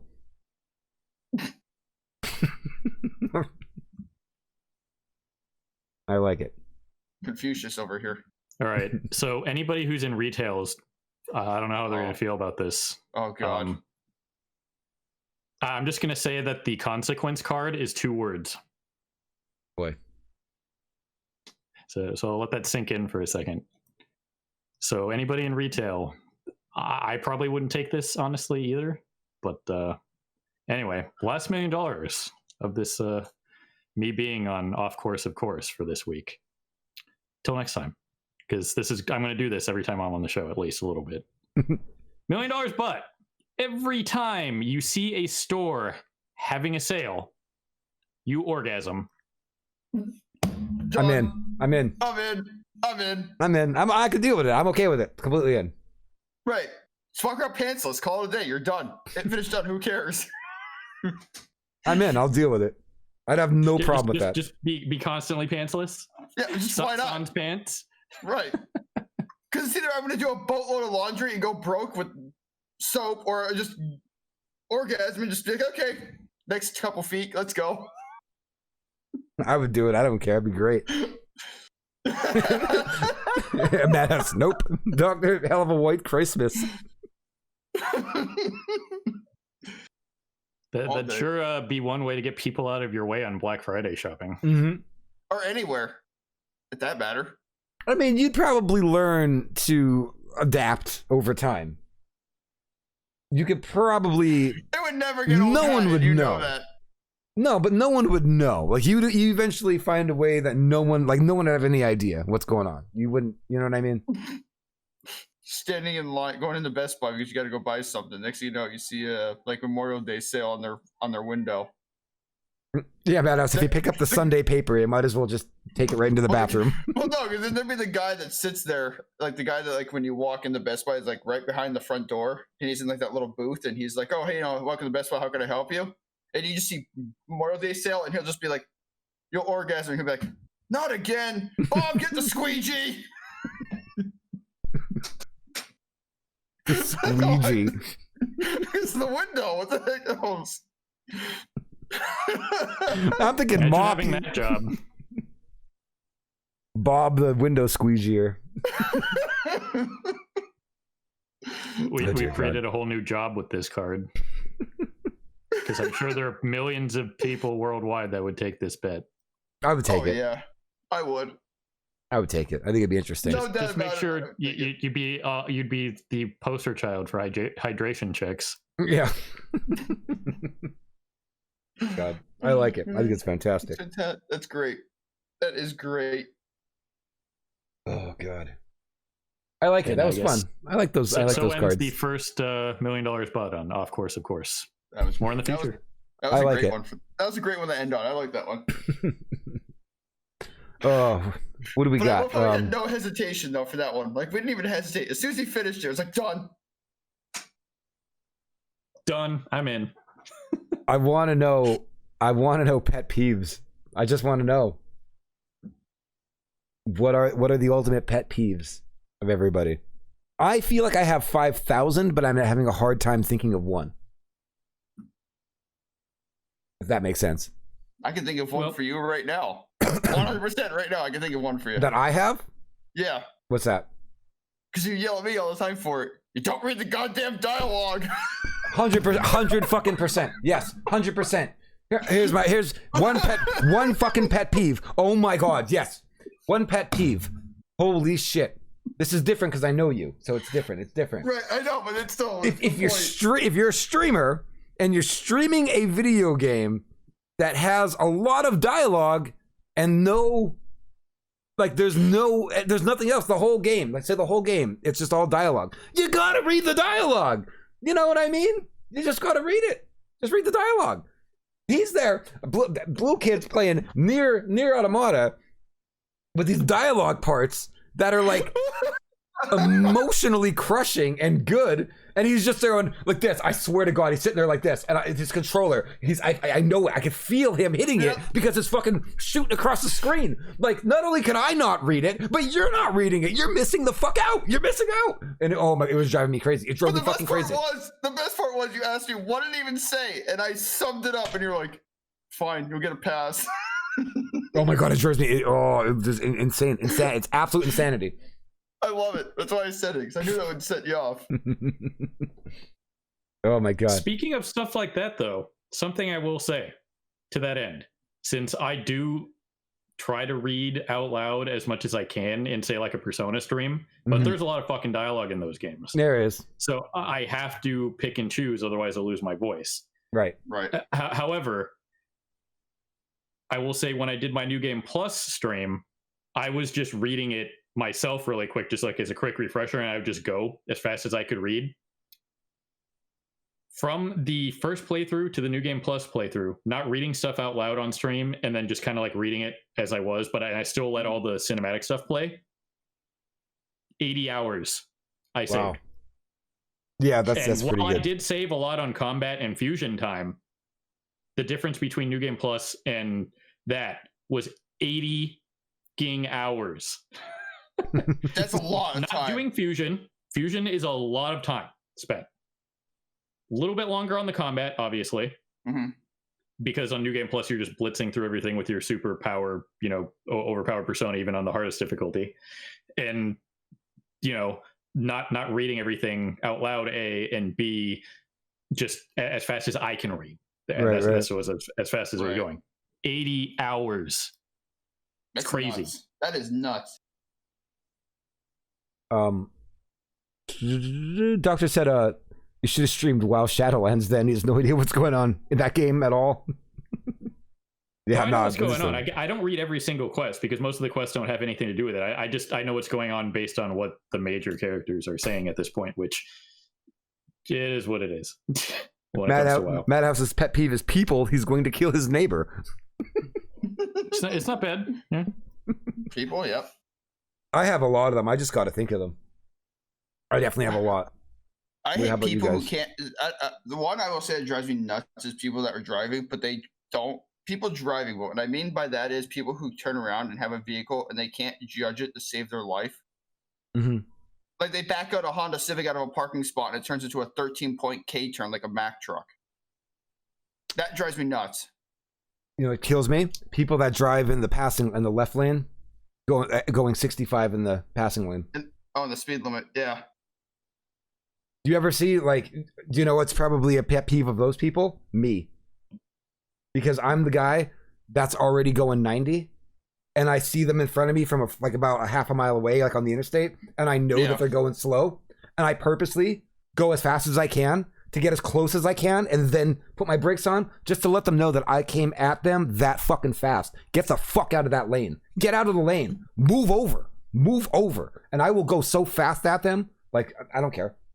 I can't stand it. It drives me. My road rage is atrocious sometimes. Oh, mine's bad. But that's like me. Like, that's like my driving. 65 miles per hour for me is about 80. 80 is like my normal. 80 to 90 is basically my range for 65 miles per hour. And all the state troopers that are now watching this show now know to look for you. Hey, it's fine. That stuff drives me insane. Absolutely insane. His name is not Brandon, and he does not live in Pennsylvania. Open mouth chewers. That's a good one. People on their phones. Okay, I'm gonna go up Madhouse in that one, but I'm gonna take it a step further. When you're sitting there, like trying to listen to music or watch a show or a movie, and someone's on their phone watching videos and stuff, and you can hear it, like that drives me nuts. Getting shirt wet while doing dishes. I like that. That's a good one. I have a bunch. I'm just trying to think of them. I'm trying to think of them. Oh, people that don't do any research. But this is just personal to me, selling cars. People that have no idea how any of this shit works. When they say they do. People that buy cars. That's another pet peeve. Yep. Customers. That's a pet. Yeah. Well, let's just leave it at people who are objectively wrong about something they claim to know stuff about. Yeah, it's always like Yep. it's always like people. For me, it's people that, because the ones that they always claim like, I've been buying cars for 50 years. Don't tell me. Yeah, you know what I mean? Like, they're well, like that. Everyone It's else like, that's that age because they bought cars that many like, times in their time. Like, you know what I mean? Like, well, you're wrong.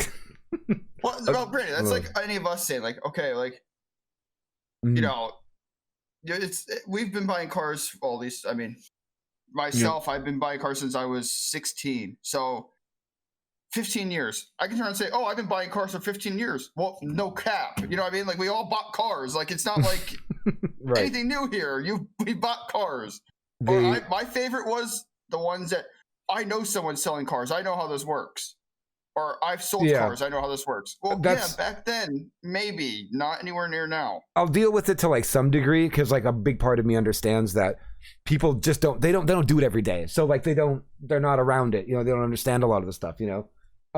The stuff that'll really actually irk me and like really pet peeve and piss me off is the ones that will spit a big game about it, and they'll ask you for numbers trying to calculate what their lease is going to be. And it's like, that's the best. I'm like, you can't take this quote home and figure it out. What's the residual price? I'll give you it, but you still can't figure it out. You know what I mean? Like, there's nothing that I can't give you the information that's going to allow you to figure out. Like, I can't give you the percentages from the bet. Like, it's not happening. Just don't know. Yeah, like you're not going to figure out your lease price. Like, it's not happening. Or I like the you could lease this car for $80 a month, and then they ask why. It's called read the fine print. Mm-hmm. It's called a contract, basically. Right. Basically, yeah. I just read Matt House's comment.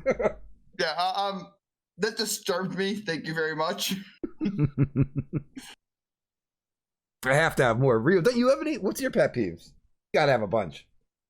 I just listed a couple of them. I mean, like people who, me and Age have talked about this recently, people who are supposed to be experts in their field, or, you know, have done or watched a show enough to know what the hell they're talking about, and then they spout random nonsensical bullshit that is just completely wrong, and it's not an opinion. It's right. You're, you know, like say, you know, and another one of my things I will say is ex-athletes and coaches of any kind who literally just get handed a job in broadcasting. It's like, oh man, Drew Brees retired today. Yes, he did. That dude already got handed a freaking job at CBS. Is he a freaking broadcast journalist in his downtime in the last 20 years? Did he get a freaking, you know what I mean? Like, I will say, there are a couple of those guys. Right. I got it. There are a couple of those guys, like Tony Romo. I'll just say it straight out. Can't stand anything to do with the Cowboys. So, F them. But Tony Romo, the guy, the broadcaster, completely fine. But a lot of those guys who just get handed, and I will say they do get handed to it because of who they are. Let's face it. A lot of those networks will just be like, oh, well, Tony or Drew or whoever, like if Tom Brady retires and he wants to go into broadcasting, somebody will hand him a job. Fox, whatever, you know. Well, Gronk got handed a job at Fox coming out of his first retirement. It's crazy. It drives me nuts because there's a lot of people that are like us that they wouldn't have to pay $20 million a year because we're not Tony Romo or Tom Brady or whatever. Mm-hmm. Right. And it's like, objectively speaking, like I'll use the dude that they hired this year for NASCAR. And I used to watch a lot of NASCAR with my dad because that's what we were into at the time. And they hired another ex-driver. And a lot of these panels on like every network, it's journalist and then ex-athlete, ex-coach, ex-coach or something. Mm-hmm. They're not actual broadcast people. They're just ex something. And they make it sound like, oh, well, you've had to play the game to know what you're talking about. It's like, no. Right. Well, I agree with that. And I think coaches make better broadcasters anyway, strictly because they, like a head coach, Like a head coach is done. It's a head coach for a reason. It's an entire team. He does every aspect of the team. Like, you know, I mean, deals with every aspect of the team. He knows more of like analytics, maybe, or he could talk about it more easier than someone that's like, you know, I'll use like a quarterback, like Drew Brees getting a thing. Like, okay, he knows about being a quarterback, but that's all he's going to be good for. That's just what he's known for 20 years. You know what I mean? Where you have a coach that's done it all for 20 years. Right. That was a great coach. He knows what he's talking about. Yeah, and what I'll say about that is a lot of them, whoever they are, you know, ex-quarterback, ex-receiver, whatever they are, a lot of them, they default to the whole, well, I wouldn't have done it this way thing. And that's always like 90% of their argument, and that drives me nuts. It's like, I wouldn't have done it this way. Okay, how about you explain how the other 10 ways they could have possibly, you know, done this play instead of just how you would have done it. Right. You know what I mean? And that's the kind of stuff that drives me nuts. Is they're not analyzing the game as it is, they're analyzing it as how they themselves would have done it. If they and when I think about sports in general, it's just like, well, I would have approached this pitcher, you know, these 3 different ways, not, well, I would have done this as a batter. And it's like, no, he could have done these 5 things and probably been successful. But most of those guys just default to the one thing, and it's like, yeah, you're not, you know, expanding the knowledge of the game at that point. You're just only straight up giving your very biased opinion about it. Right. I got another one, but it's a 2-part. It's a 2-layer part. There's 2 layers that make it up. I need to make it clear that I don't hate the first part of it. That's not the part that irritates me. It's this. I'll try to explain better. It drives me insane, and a lot of people do it. This is why I don't hate the people that do it. It's not about them. I hate the fact that they have to do it. every YouTube video that's out there. Why does the YouTube video start? And within 10 seconds, this guy's reminding me to give him a subscribe to them. Go ahead and do me a favor, subscribe to the button right there, hit the like button, smash the thing, give me the thumbs up, give me the, you know what I mean, within like 10 seconds, right?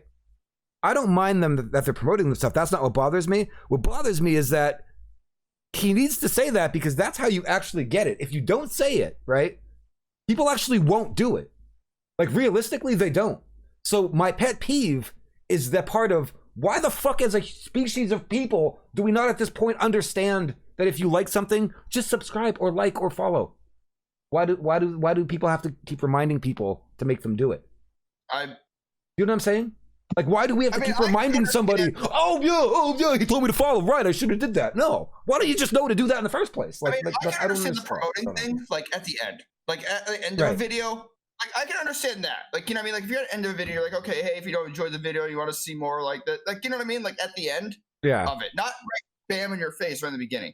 Like, but I think it should be at this point where I don't think we should have to. I think people should just know to do it if they want to. Like I know personally, I feel as though I'm a smart enough person to know when I'm watching something, if I like it, oh, cool, I'm going to subscribe to this. Okay, good, now I'm done now. Why can't the whole world be like that? That's my pet peeve. You know what I mean?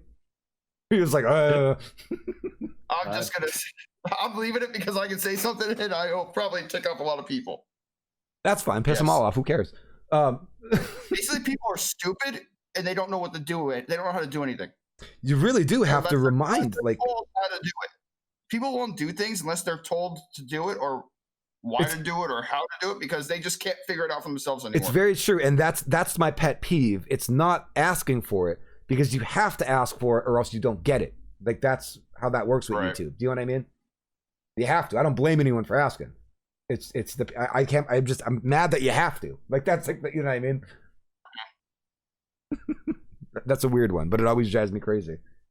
No, I understand that. I get that one. I get. That's how we're raised. What to just? What do you mean? Oh, to have some. What do you mean? Like for someone to tell me to do something? I don't know. Maybe. I think he's more maybe talking about like if you want something, ask for it. But got ya. I don't know. Oh, we're raised to expect guidance. It's the hardest habit to break. Yes, to some degree. I don't know. I feel like I've always been a pretty much like a get the hell out of my way, I'm doing whatever I want person. Like that's been me forever. So I don't know. I don't really want guidance. People that usually, and I mean that by like because people try to give me like guidance for like streaming and stuff like that, and I know they're right. Like in the back of my head, I'm like, nah, that's actually some pretty good advice. But part of me is just like, I don't need it, man. Like I'm good. Leave me alone. You know what I mean? Like, I'm just really bad with that kind of stuff. Maybe I'm just a jerk. I can't even think of like any. Like I can think of like things that irritate me, but I don't know if I'd call it a pet peeve or not. I don't know. Pet peeve would have to be something that like it eats like just really like it gets you. You know, like Dr. Sexy Time, and how if you have a food name, you better get gout. Any kind of food in a username. And it's even got to the point where it kind of gets to me at a certain point because I see him so much now because I just want to point him out to Doc. Like if he's streaming Apex or something, I'm watching that kill list and just there's a food name. There's another food name. There's a third food name. He does hate food names. Yeah. I will also say a pet peeve, and I don't know if it's about you guys. I mean, I know, Brandon, I know you're not one for a huge amount of social media, but I will watch TikToks here and there. I don't have an account. I just watch them. And it drives me up a wall when people can't spell simple words. Okay. I'm in on this. I understand a typo. I understand a typo here and there. Everyone typos. But, like, there was one that I saw yesterday, and it drove me nuts. It was something like seniors in my high school hung a flag up or something, but they spelled flags, Flages, and hangs, Hanges. Ugh. It drove me nuts for some reason. I'm like,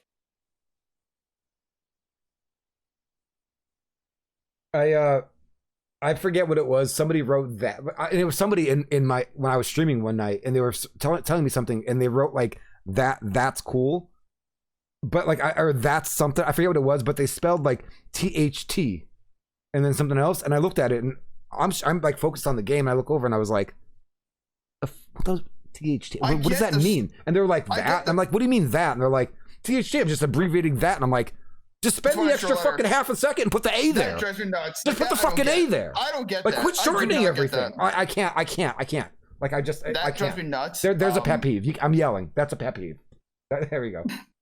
That's a pet peeve. I hate when I can't stand it. You're shortening a word that has fucking 3 letters in it. Do we need to shorten it anymore? Like, are we? You know. Yeah, I get that. That drives me nuts too. I mean, it's just one of those of like, I don't get it. Like, just say the thing. I don't like that at all. And to tie on to that, I also hate the pet peeve when, say I'm playing, okay, here's an example. Let's say I'm playing Lord of the Rings, whatever. If somebody in like a chat room would be like, hey, how are you enjoying LOTR? My brain instantly goes, Lord of the Rings. I love Lord. This is great. Yeah, I'm having a good time with Lord of the Rings.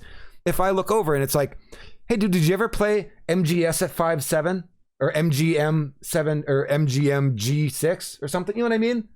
What? What are you talking about? Like, you know what I mean? How are you supposed, I don't know what you're talking about. Like these random like some of them. I don't. Yeah, it's like, hey man, did you ever play MNG LMNOQ? It's like, just write it out. Like, we're not even on the same. Or even just say one word of it or 2 words of it. You don't have to say the whole name. Then. Like, but people abbreviate all of these things so much, and I'm just like, there's a million games. Like, I don't remember all these abbreviations. Like, you know what else drives me nuts? Oh god. There. When people don't use it wrong, they can't use their the right way. That drives me nuts. Like if you're saying like there is the food and they put THEIR. Yeah. Or if they're like there are there like that one and they put THERE and it's like. Damn it, get it right. It's like you learned this stuff in like 3rd grade, 2nd grade. Use it. I don't know why it drives me nuts. That's one that drives me to drink, so to speak. Yeah, writing small words shorter makes me just incredibly mad. Incredibly mad. Just assuming everybody knows your personal shorthand is crazy. Right, exactly. Like, and I feel like I've dealt with it way more than I've ever wanted to. Like, but I feel like I see it all the time, and it drives me nuts. But like, just typing that on the keyboard right now, like I'm just like hovering it, like ghost typing it. It's like it's really gonna kill you to take your one extra finger and hit the A. Yeah, that's one. That's just insanity to me. Insanity. That I will agree. Or I hate when people use acronym, like just acronyms in general. Like I just learned this the other day. The NSFW. I had no clue what that meant for the longest time until someone told me. Not safe for work. Didn't have a friggin' clue till like 2 weeks ago. I'm okay with most of it because that's like a pretty universal one. Do you know what I mean? I didn't. Gotcha. What's like the what is it? NGL? Not gonna lie. Is that what that is? I think so. I assume that's what it is. I have no idea. I know IMO is, in my opinion. Yeah. Right. That one I know. I'm sure we gain like 5 more per day. You know what I mean? NGL is an abbreviation for not gonna lie. Yeah, there we go. Okay, so yeah, no clue. I just learned that tonight. Thanks. Thank you, Ryu. I had no clue. Matt, I was never getting laid. Yeah, that's good. I'm sorry to hear that. Dude, that's pretty funny. I feel like I have 100 more, but like they just, I don't know. It has to come to me, and I can tell by my level of like frustration on how bad I actually hate it. Blinkers. Who? Blinkers on cars when people don't use blinkers to turn. Yeah, sometimes. I will say this about that. I only use my blinker when I absolutely have to. Like if I'm like 500 feet in front of the next car, I'm gonna merge without freaking signaling. Yeah. If I'm waiting to turn, I'm waiting to like turn and someone's coming at me and they don't use their blinker to turn, so I could have left 20 seconds earlier, then I get mad. Right. You know what I mean? If I see somebody coming, that's when I turn on my blinker. But if I pull up to a stop sign, there's nobody around me, I'm not turning my blinker on to turn right. Well, I get that. But I mean, like, there's even people that like don't even use, like, I mean, people that don't even use the blinker. Like, you're like in lines of traffic and there's like a turn off into like a strip mall or something. They're just like, and just turn. You almost have like a 6-car pileup and you're like flipping out. People, well, Matt, I think it does always boil down to people. I think pretty much everybody's pet peeve in the world is people related. You know what I mean? Because what else could really get you, you know? Sitting at a green light. What was that Michael Scott thing? I hate so much about the things that you choose to be.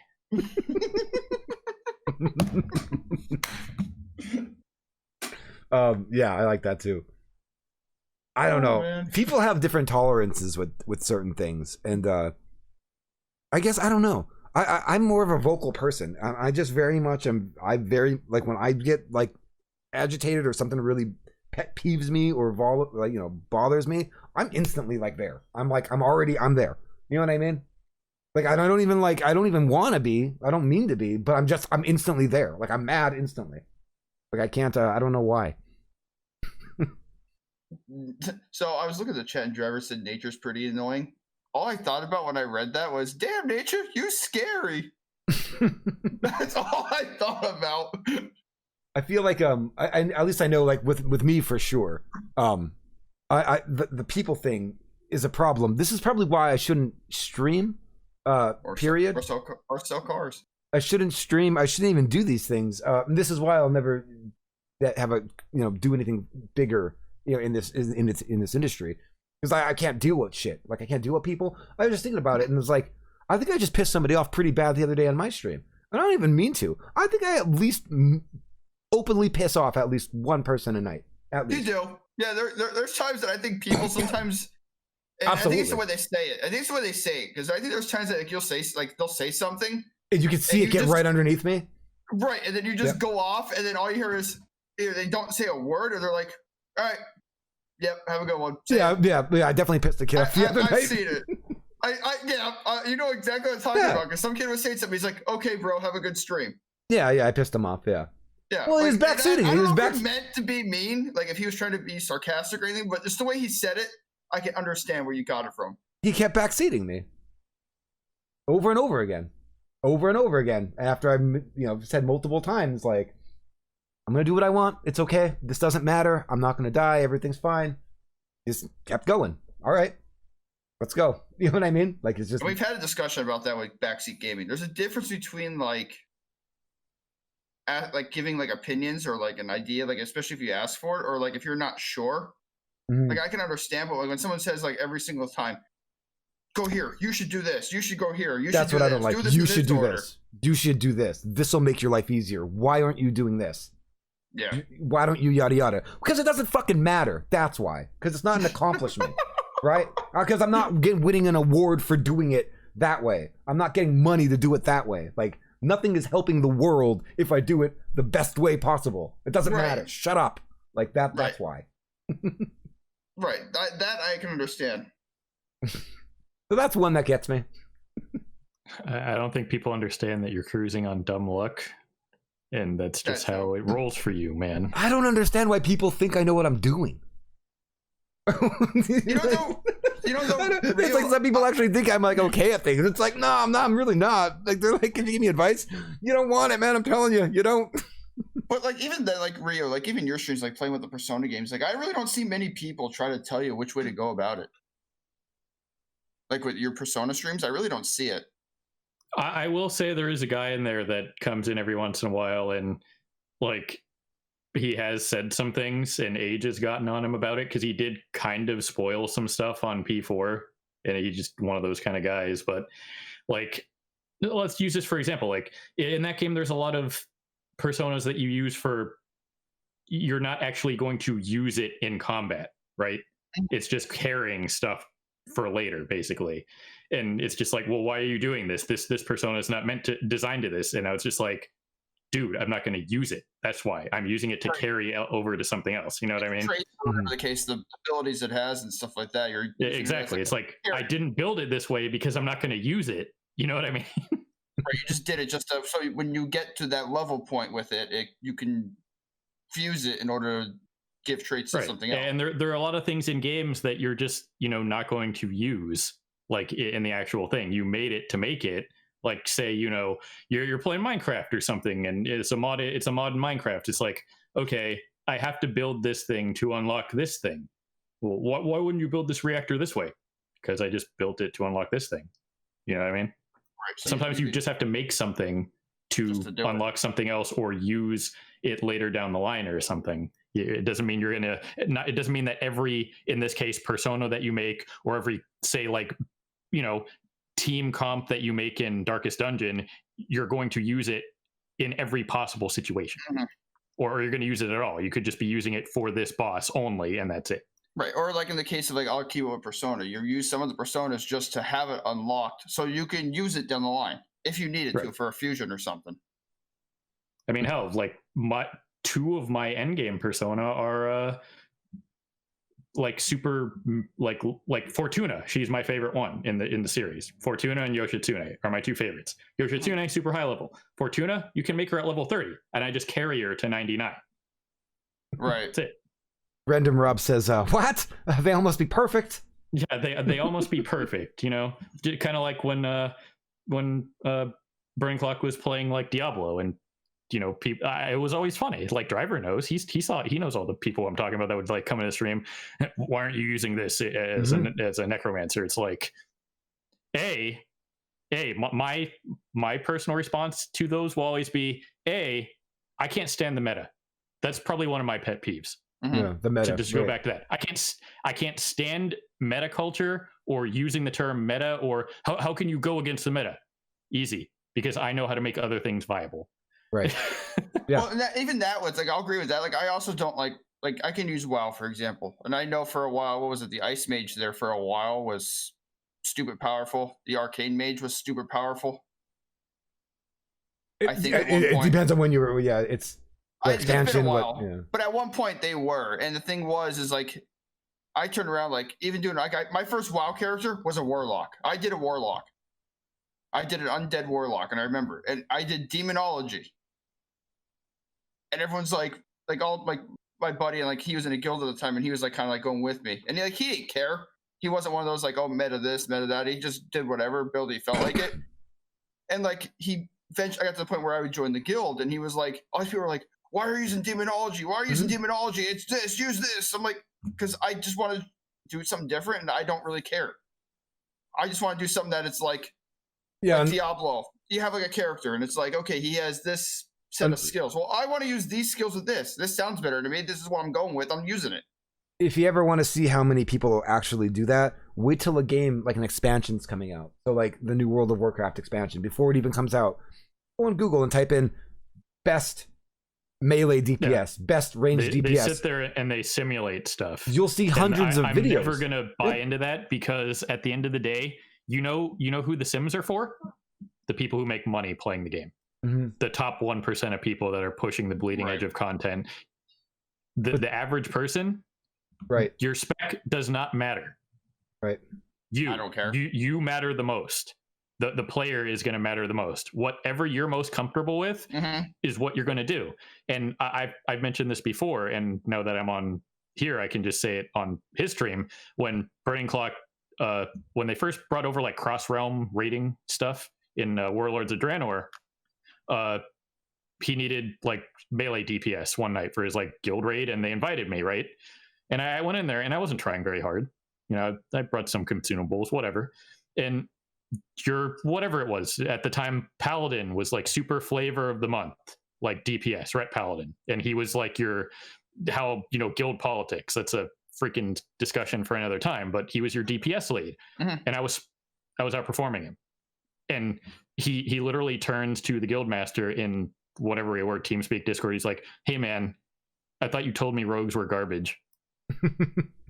It's just like, how are you doing this? Like, I've been playing this class in spec for 15 years, basically. Yeah. You know what I mean? I know what I'm doing. Most people will just it's not meta doesn't mean it's not feasible. It's how you know how to play it too. That's people the thing, won't like even exactly. You got to find your comfort zone and what you're good at, and you can make pretty much anything viable. They won't even play classes. Charts are for people just look and be like, "Oh, this is the best stuff.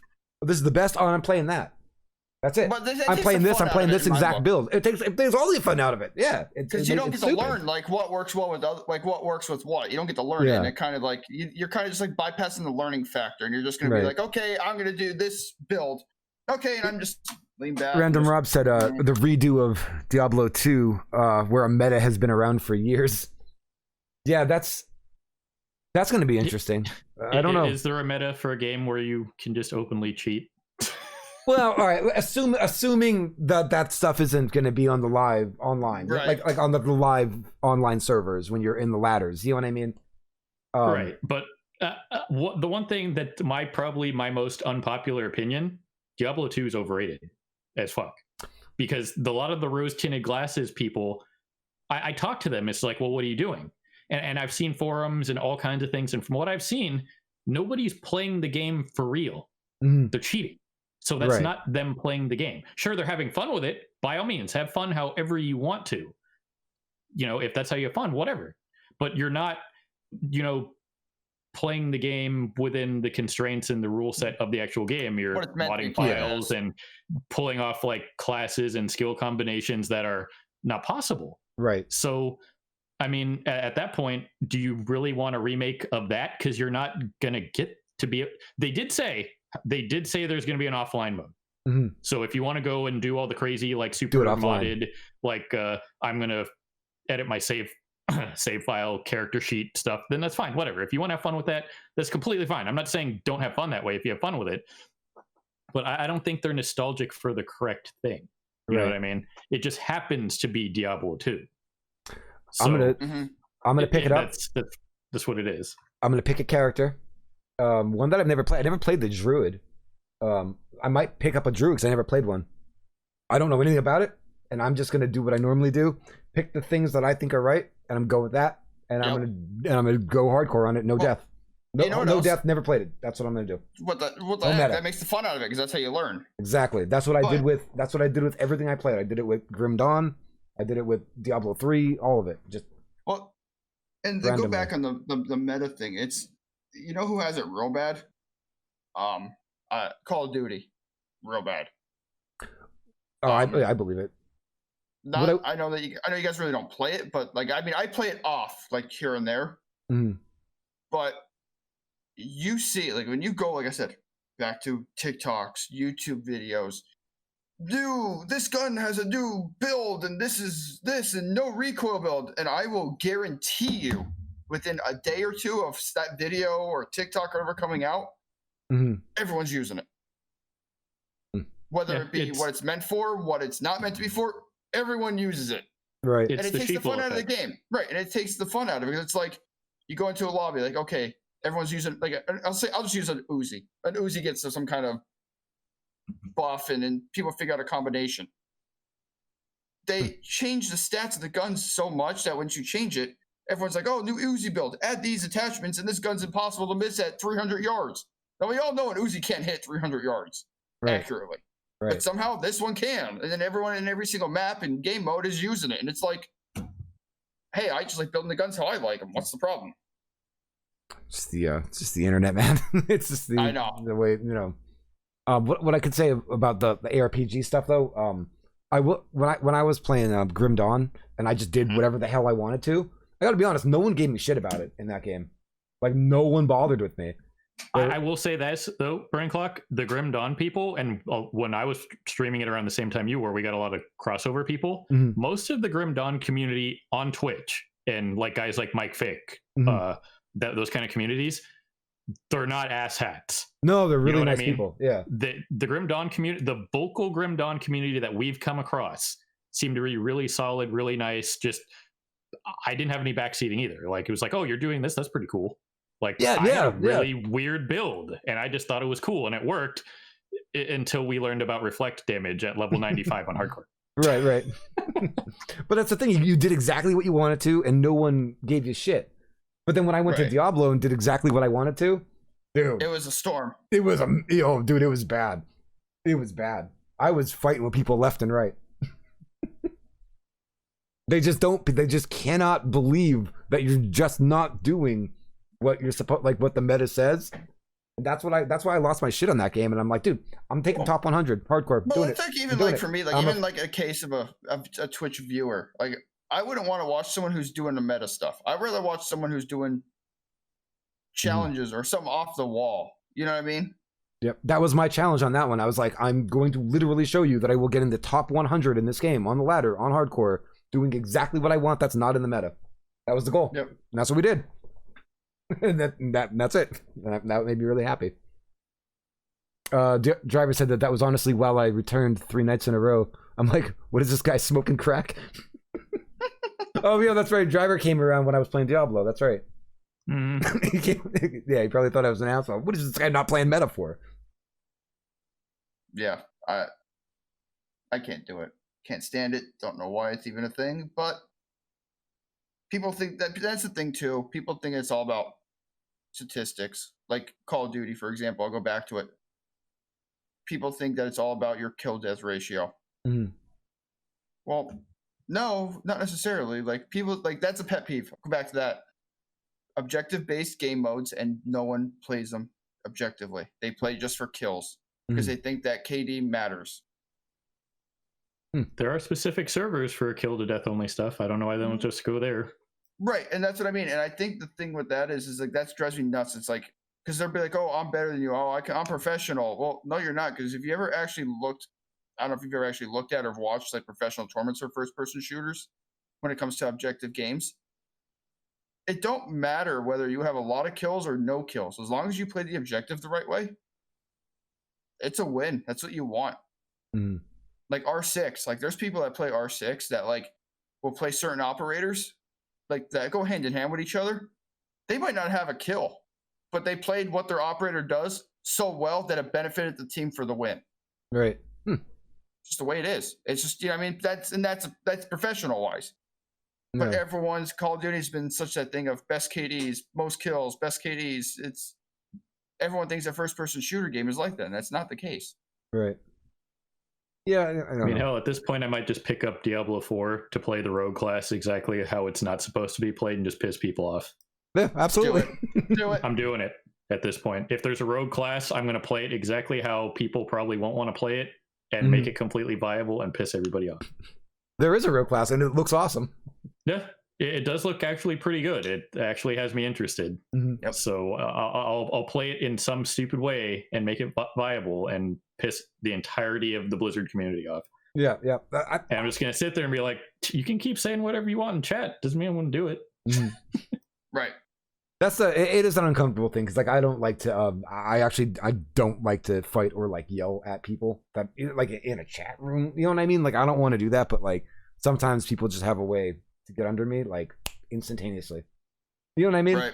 Like people could, I don't care. Like someone could sit there and say I'm ugly or call me an asshat all they want. Like that doesn't bother me.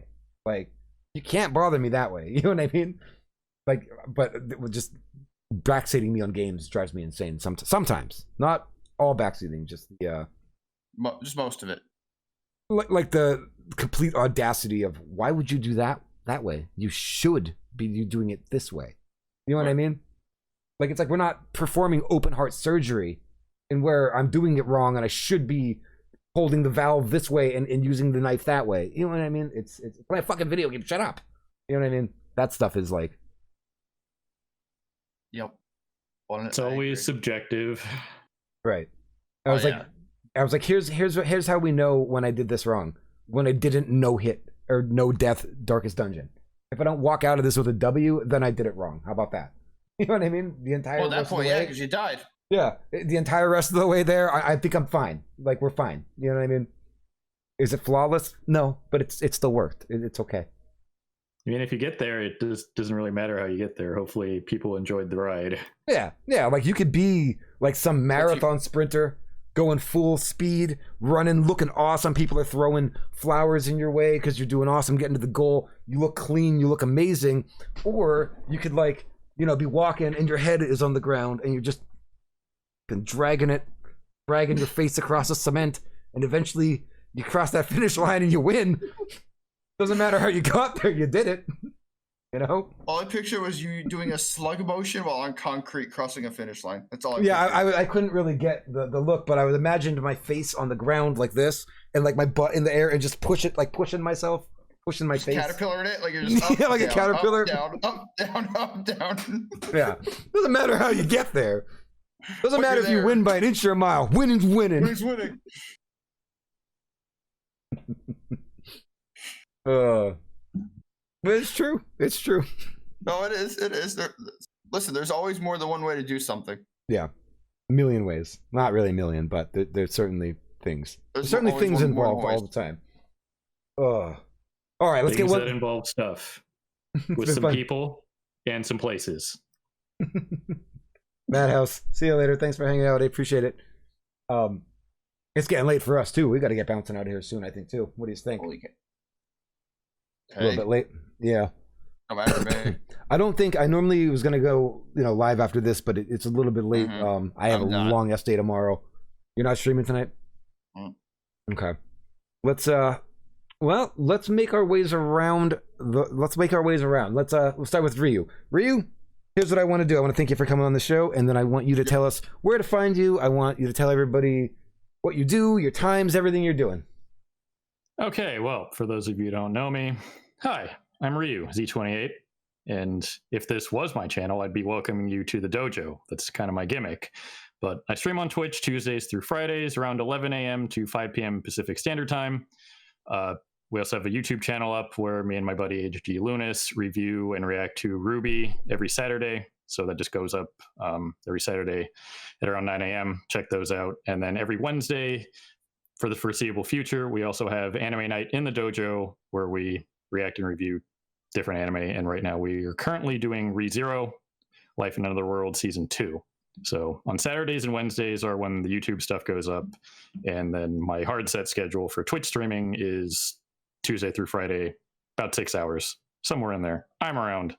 Check me out if you want to. I'm currently going to be doing a Persona 5 Strikers starting this week. So it's been an awful lot of Persona recently. It's been an awful lot of Persona recently. You will like it. I promise you. That is such a good game. Yep. Very cool. Very cool. Anything with the RyuZ28 tag is probably me. Social media wise, not so much, but YouTube and Twitch, it's there. Anything on my Twitch channel that has a direct link to anything is me. So stop by if you feel like it, and I appreciate it. Awesome. Well, thank you again for coming on tonight. We definitely appreciate it. Thank you. And everybody out there also, I mean, if anybody ever wants to come on and be a guest on the show, of course, just hit us up, hit me, hit Blue Kid up or whatever. And we'll make it happen. It's not literally hit though. Not literally. I don't want to be hit just for someone to come on the show, like be tackled. Bring me on the show. All right, Blue Kid, tell us where you can find you. Tell us all about your stuff.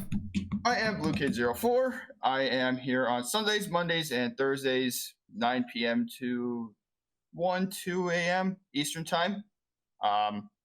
Don't really use social media, so not going to happen. But basically, I'm here. If you search it, it will arrive, and that's where I'm at. Ooh. And then I am, of course, Burning Clock Studios.